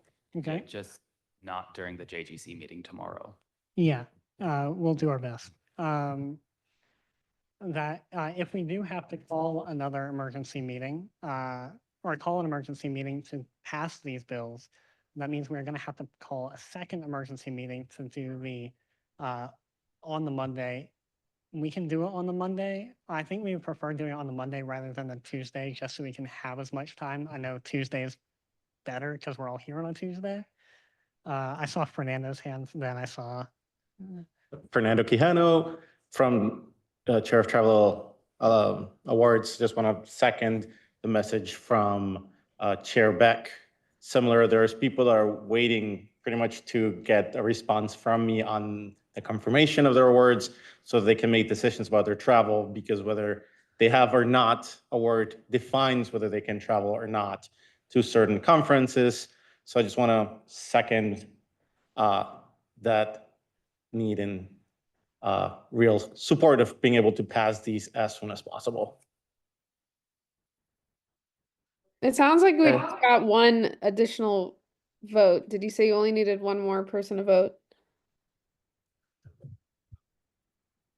Sorry, what was your question, Ellen? Sorry, I'm free conversation at once. Were you saying that you only needed one more vote? Because I think someone We just need- voted.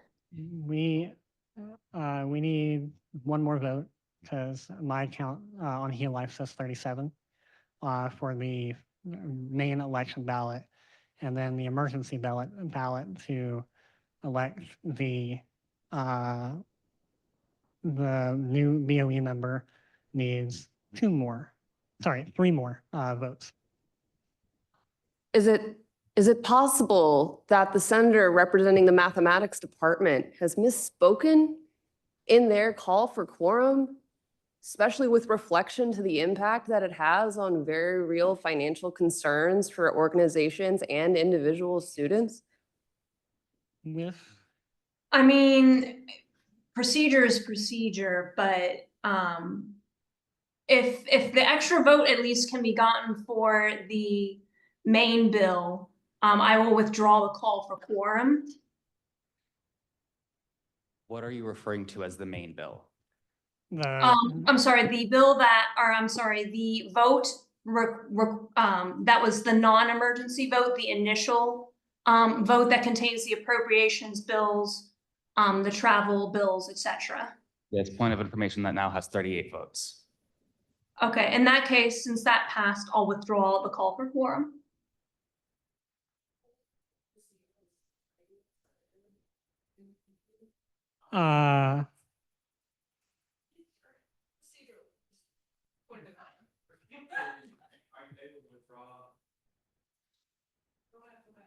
So it looks like we are going to have, I don't know.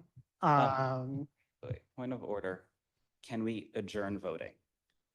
We can. However, we will not have a new BOE member. But if she is no longer calling for a quorum, then does it not really matter? As somebody that has to leave the Senate, I would feel negatively about it. I And mean, also, procedurally, the motion was retracted, so we never I do not, looking through the code, I do not see where it says a senator has to do it. It says that would be Robert's rules.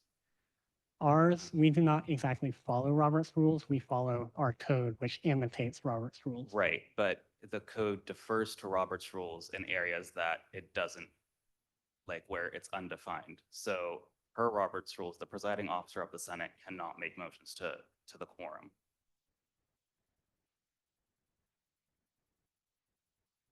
Sorry.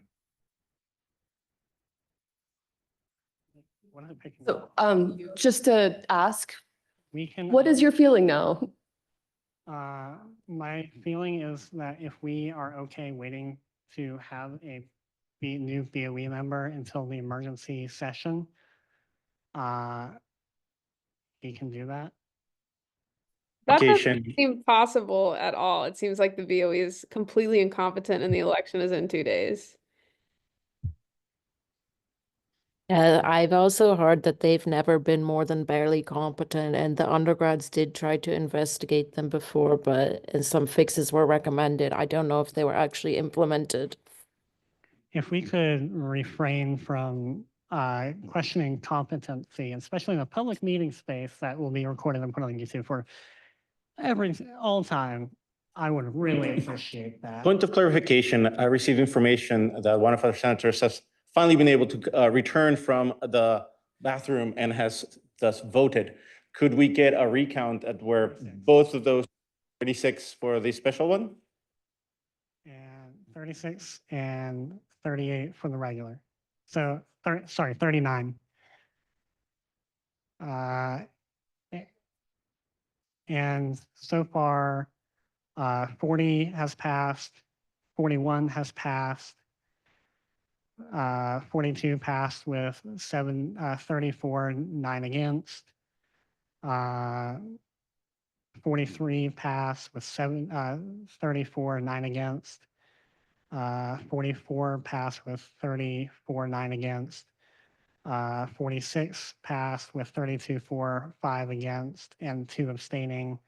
And 47 passed with 34 for, 4 against, and 1 abstaining. So what was somebody's question? Omar? I don't have a question, but I would like to point out that non-votes do count as abstentions. And if we are establishing quorum based on the 1 ballot, which has 38, then the 2 missing votes are abstain on the emergency ballot. I am willing to accept that interpretation. Do I hear a motion to end session? Do I hear any objections? No objections. I will choose to ignore any objections. Go forth. You will receive an email about an emergency session. I move to adjourn. I second. Yeah, no, please go forth. I